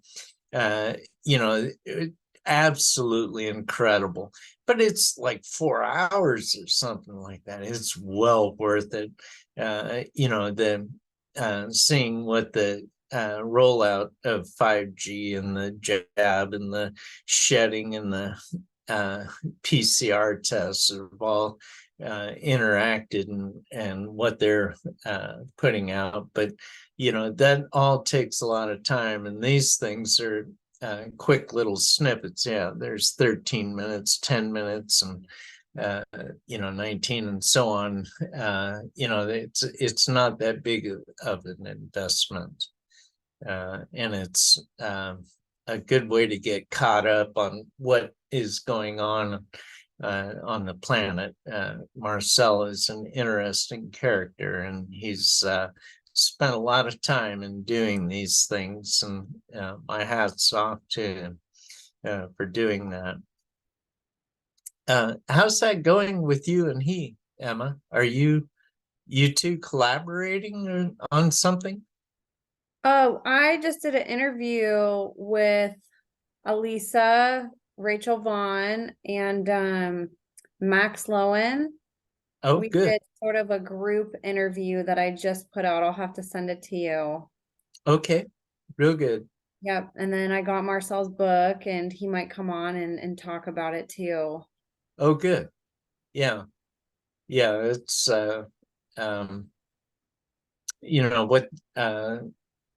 what Katie has gone through is and she's either underground now or they got to her. It's kind of a question, but so much programming. Yes. 100%. And you were part of this project too, which is pretty cool. So people will have to, I'll link this below because you were part of it. And people can watch out for your snippet to come out. And in the meantime, watch all these amazing testimonies. And yeah, you can see just from what Ron was saying, all of these are in 2 different languages essentially. They have, some of them speak different languages, but it looks like German and English are sort of where the captions are, regardless of what the survivor speaks. And then if you speak the language of the survivor, their original language, you'll be able to tell what they say, but they make everything in English, even if it's not. So that way it's all captioned for you, which is really cool. And so I'll link this below, and then you guys can watch the other episode that I did with those 3 amazing women too. And then Ron, if you want to talk about your book for a little bit, I want people to go support it and get it. If you want to just give sort of, an overview of it and tell people where they can get it if they're listening and not watching, and promote Well, your it's work right too. there. I'm sorry if they're not watching. If you're listening, I get it. So it's sold through Amazon in their books. It's the 21st Century MK Ultra Slave, Vintage Transhuman Tale by Ron Allen. And it says that the editor's note is by Alana Freeland. She was actually the editor. And, what I brought to the table was my experiences, my journal, and was able to put it in a format that she was able to then put in a layout that would work in a book. She's writing her seventh or eighth book right now, and a prolific author, and very learned on the different modalities that the deep state is imposing on the world. But the book takes you through my upbringing, where my father was an onboard innovator for radar. At the inception, World War II is where they discovered radar, but it was land-based, and immediately thereafter, my father, during World War II, because after Pearl Harbor, all America's youth got involved in the war, either as Rosie the Riveter or as the young men joining the military. And my father took pilot training and got assigned to blimps, which was anti-submarine warfare. So my childhood was spent on Navy bases, with Dad coming in on a blimp and the sailors pulling him in, and him getting out of the blimp, and as well the four-engine airplanes, the B-17s, and the Super Constellation that Lockheed was making at the time. And Mr. Lockheed referred to my father as Mr. Radar because of the level that he had achieved in the projects he was involved with. And he was going to MIT when I was born, and given to the Valley Forge Army Hospital. And so there was a lot of black programs, but even at my father's, my father and mother died together. They were in an accident in 1990, and I went and saw them before they left on this fateful trip. They used to go to the California mountains and pan for gold with all their cousins and brothers and sisters and nephews and nieces and everybody.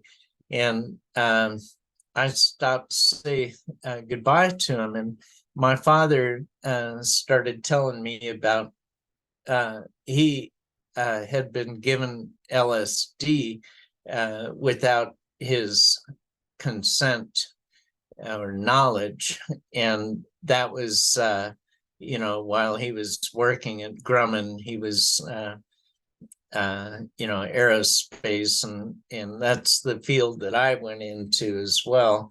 But he had many opportunities to tell me that in my life. As a teenager, I was, I don't know if anybody knows any military children, but they're often referred to as, Army brats or Navy brats. And it's true. That's what me and my brothers were. We were brats.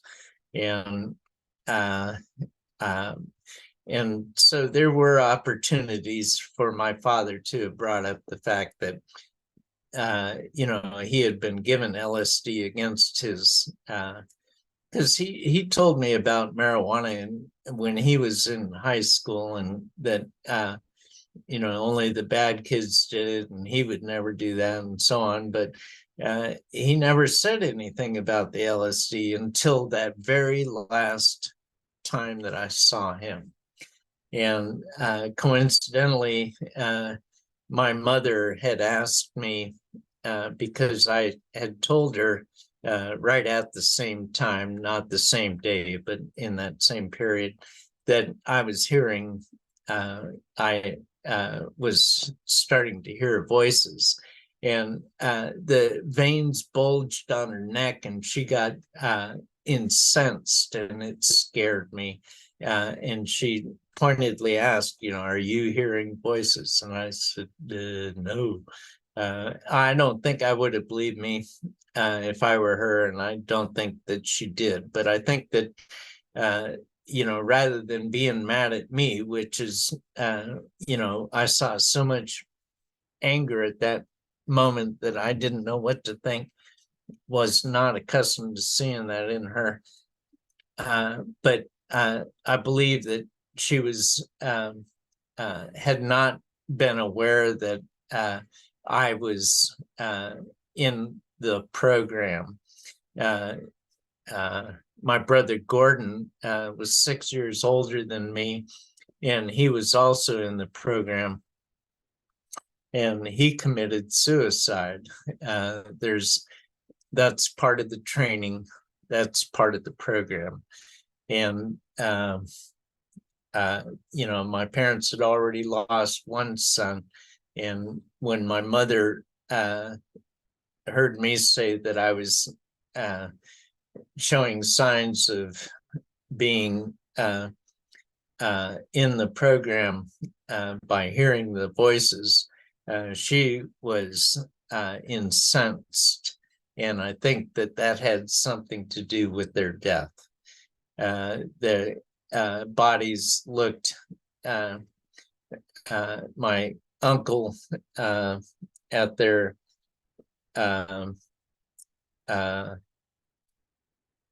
funeral, there was or viewing, whatever you call that, one, they had the open casket, and I didn't go, or I went to the thing, but I didn't go look at them because I didn't want to see. I didn't, it was enough that they were dead. I didn't need to see them dead. And my oldest brother came up to me and he said, Ron, Uncle Irvin really wants you to go view the folks. And, so I had the family pressure being put on me. And I went and I looked in honor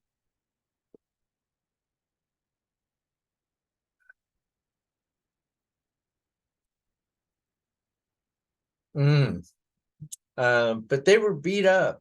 They were mangled, and they were pieced back together by the mortuary people. And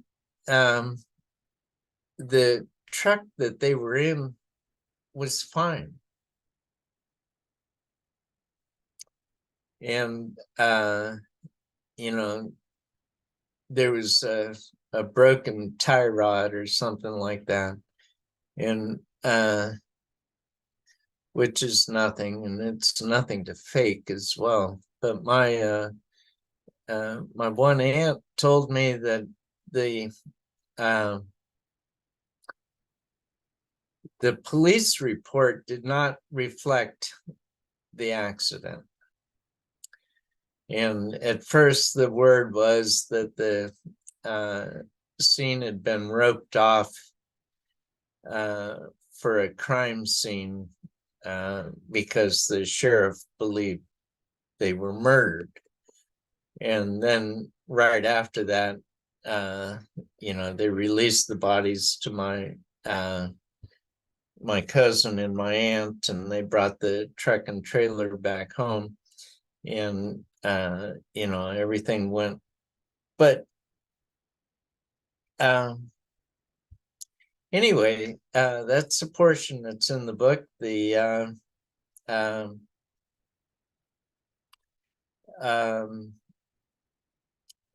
my jobs were in aerospace, and that's where I got connected with Lockheed and so on and so forth. But the the childhood memories that are in there, the building blocks of how it went down, how the MK Ultra came in, and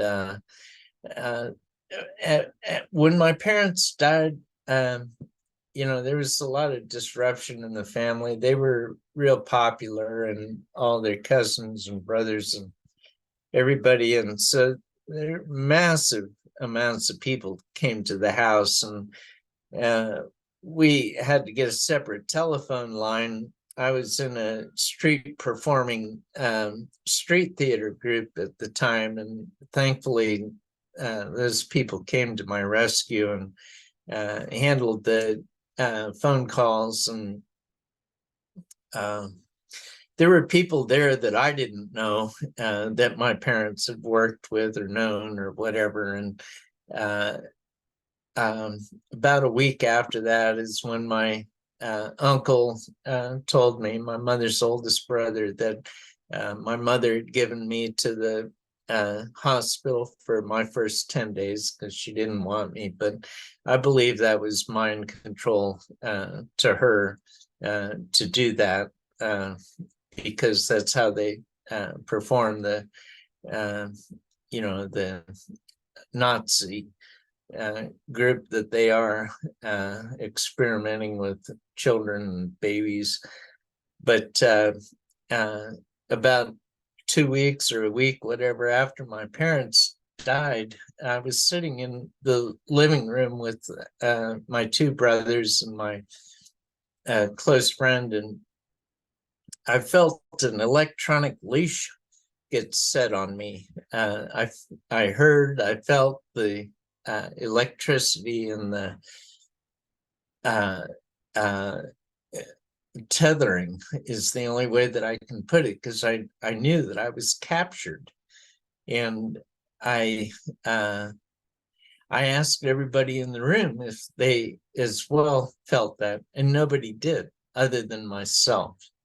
And I believe that that's because they knew that I had been initiated back at different points in my life, including when my third brother committed suicide at the age of, in 1974. Because that's when my sleep hypnosis or sleep paralysis started. And I believe that's a CIA trick as well, where they put you into a state that you cannot move, you cannot speak. And I'm not sure what the goal is, but you are definitely awake and you're definitely powerless. And what they're doing, I have no idea. All I know is that it feels, and therefore is evil. So when Bush and Gore had their election in the year 2000, is the first election that I knew of that was outwardly manipulated, presidential election. And I always held the United States at a high standard because even though I in high school was taught about the 1984 Big Brother aspect and the dystopian possibilities that existed. I was brought up with the Sergeant Rock comic books where, America, home of the brave and the free. And that was a standard that I held the United States to. And as I progressed in life and I saw that get whittled away, it became important for me to disassociate. That cheating on the election was something that all the chads that they said were done wrong or whatever the deal was, and it being the brother of Bush that was the governor of Florida where it happened, and pretty obvious stuff, that the election had been manipulated. And I thought that was one of the foundations of the Republic of the United States of America. And I felt that it was under attack, and therefore I was under attack. So I bounced. I went to Latin America, and I didn't come back for nearly 14 years because I felt that it was dangerous here. And as it turned out, 2 months after I left the country, the towers came down in New York, and we went into the project, whatever that's called. But that was when things, other than President Kennedy being assassinated, and boy, if you were around then, that was a big deal. That was huge. And I didn't get the mind control subjugation that America received after the towers came down, because where I was in Latin America, there was people that had been subjugated and picked on by the United States, and they were ambivalent, to say the least, about the attack. And the fact that they said that it was a guy in a cave in Afghanistan that did it, whose father was meeting with the president's father when it happened. I mean, come on, give me a break.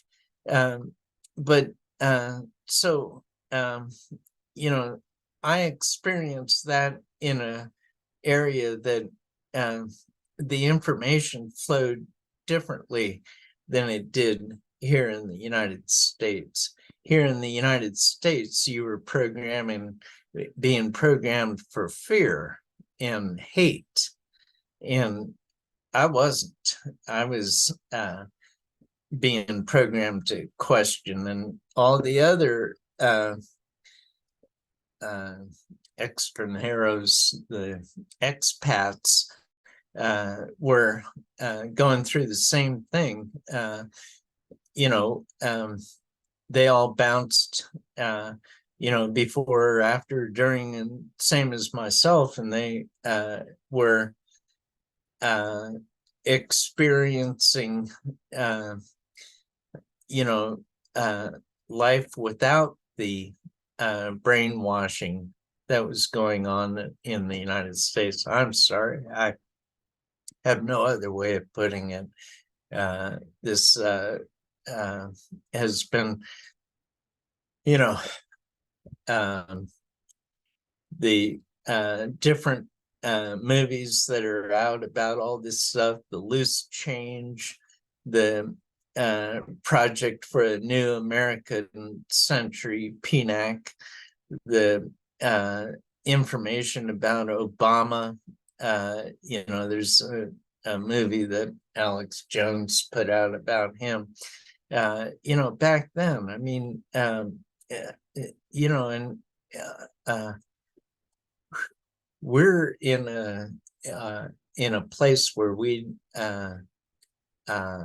we need clarity and unity, and thankfully there's a lot of that going on, and the people that are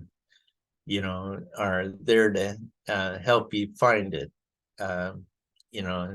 Emma being one of them. She's an angel. I hope you guys realize that, and I think you do. But anyway, the book is, marches through my progress, and in a bit of a daredevil, bit of a wanderlust. One of the methods that all the migration is happening from South America now, or the Darien Gap, but the comes up through Mexico and is part of the beast, is what they call it. It's the train that runs all the way up Mexico, and I hopped that freight in the 70s. So that experience is in the book. I spent time in Panama immigration lockup because of messed up paperwork, and so I experienced all those people that were refugees that were coming through, and I write about that in the book, and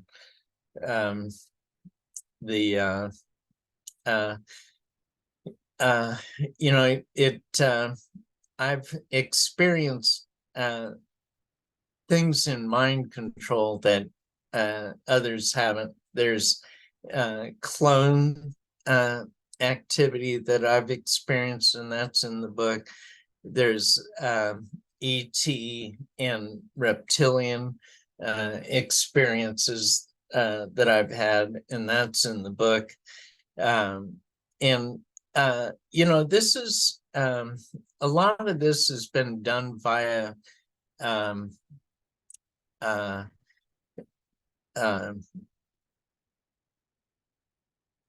3D projection. What am I trying to say? The holographic projection, and so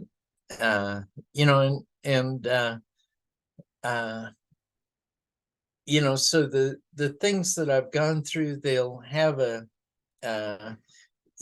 off-world connection, but as Bill Cooper ended up saying after doing all his work, he came to the conclusion that it was all government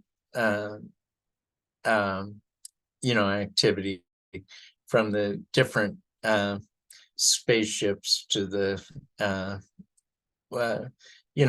going from underwater to in flying out, government, and I've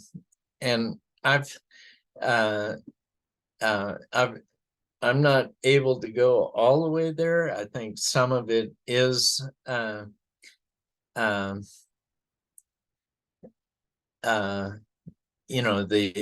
demon aspect, because I've seen angels. I go over this in the book as well. I've seen Merlin, and Archangel Michael, and and have them speak to me, involve me, and do these things that I know that realm exists, and at the same time, I know that the demons exist, and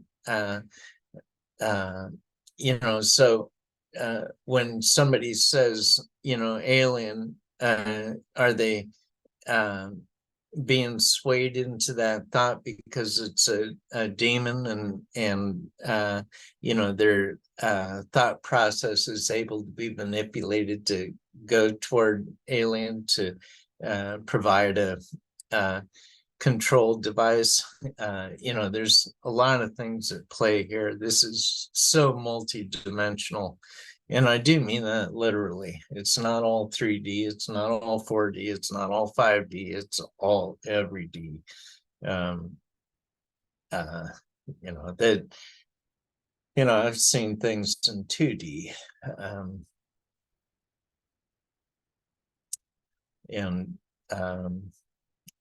so we've got quite a bit of learning still, and you're listening to Emma's broadcast is an indication of your thirst for knowledge, and my book speaks to that as well, because I have the same thirst, and my experiences have taken me, and my beginning in my connection to the Lockheeds and Navy, U.S. Navy. Oh my God, they're at the forefront of a lot of this stuff, as well as the CIA, FBI, all of that. So all of that's in the book. A lot of photographs of I want to show the back cover there at the underneath my photograph. Yeah, that one. So that I was in the on the left over there when that picture was taken.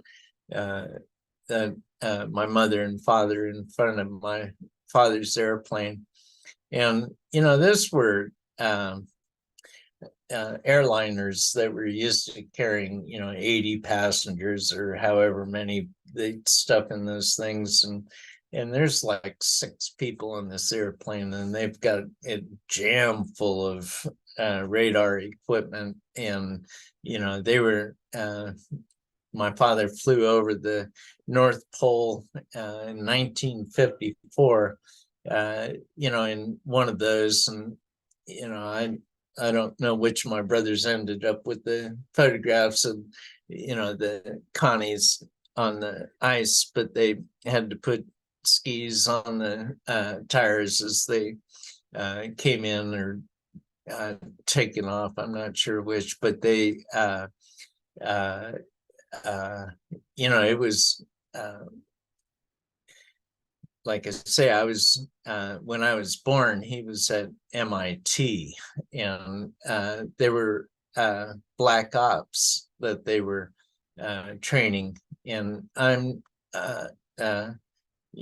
knowing my father like I did, I have a hard time believing that evil existed, to the degree that I'm learning about that 50 voices. You'll see a lot of stuff that you didn't realize how deep this is going or has been. And a lot of people are saying that, it's, the Illuminati or the different brotherhoods that people such as my father would belong to as part of their, either initiation or to progress in their field. Certainly to be called Mr. Radar by Mr. Lockheed, you were playing on a different level, that was pretty far up there. So, I can see how, he would have been favored more if he belonged to, a brotherhood of one sort or another. But, I have no knowledge of that. And it's hard for me to think in those terms. But anyway, all of this is in the book as well. And my brother, his committing suicide, and I was living with him at the time in San Francisco. I grew up I went to high school in San Diego, and shortly thereafter, my brother had moved to my favorite brother at the, he was my protector through my childhood, because he knew that I was part of the program, and he knew he was part of the program. And I go through that in the book. But he, when he got to San Francisco in 1974, he called me up and he said, "What are you doing?" And I said, "Well, I don't know. I'm in between jobs." And he said, "Well, come up." And so I did, and that was quite a, I'm not sure that I would do it at this point. It's quite the different city, but back in the early and mid 70s, it was there was a lot going on, and it was an eye-opener, and it was something that helped me in my progression in life. And it was shortly thereafter that he died. And so I was again left on my own to fend for myself. And this has been a recurring theme in my life of, being left on my own and having to fend for myself. And, I go through that. I wasn't, my relationships were, I thought of marriage, I thought of children, I thought of all this, what I believe to be normal activities, but I never had a real, overwhelming desire. I had more of an overwhelming desire to be independent and quest, looking for the that which was out there. And I do mean out there. I have been out there. And so, I'm able to, relate that in the book. And, that now is the time that I'm able to go over it to one degree or another, but see how it all has come to today, where we sit today. It's, you won't be able to live the life that I've lived, in other modalities. You will be able to, but certainly not in the same way that I did, because it doesn't exist. That isn't afforded any longer. And that what I've been through has led me up to understanding, or having an understanding, and being able to see the dire straits that we're in. It's not unsolvable. We can, get out from underneath this. It is going to take unifying. It is going to take rejection, resistance, and the lifestyle changes, have to change. We have to go through them. But that's part of growing up. That everybody does that. And only now it's more important. And now it's things are being thrust upon us at such a speed that we're going to have to start turning ourselves around at a high rate of speed. There are many people going through this. There are many people that, Tim Ray, Jeffrey Prather, Mel K, Forbidden News, The Gateway Pundit, Brighteon, Emma, Marcel.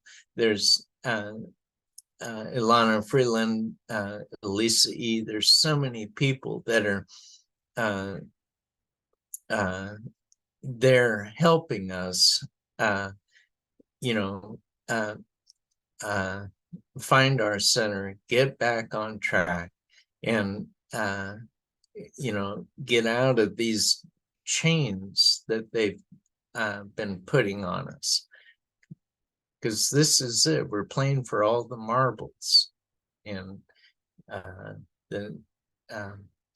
pray that everybody gets that. It's that important. Thank you so much for explaining all of that. And for people watching, this is on Amazon, how Ron said. You can get a Kindle version, you can get the paperback sent to your house, and it really is an extremely informative book, and you're going to learn so much detail, more than what he's able to do on a podcast, but you're also going to, in addition to learning about his testimony, learn about these real world things that survivors and victims go through. You're going to get awesome education. He has whole sections in here devoted to definitions of words that are in the TI MK Ultra community and descriptions of them. So you really do get a full spectrum of information in here that you can take with you from a testimony perspective and from an education perspective. And it's really just a fantastic book. So I would love if you guys went and supported Ron. I know I say this often on the show, but go right to the survivor, go right to the advocate, go right to the whistleblower who has a project, and resource them. We're so conditioned to giving money and giving resources away to nonprofits and people who promise that they're going to help children, and hopefully they are, but you guys have some awesome opportunities on a podcast like this to actually get face to face with a survivor, with a whistleblower, and you get to actually go support their business and go right to their website instead of going through a third party. So I would love if you guys went and got Ron's book. If you didn't already, the last time that he was on, go get it. So affordable, $17 for the paperback. Kindle isn't any money. So, you guys have an awesome resource here to learn about things that you're never going to see on mainstream media, and to help arm you with the defenses that you need against the enemies of the future that are coming at us fast in the present.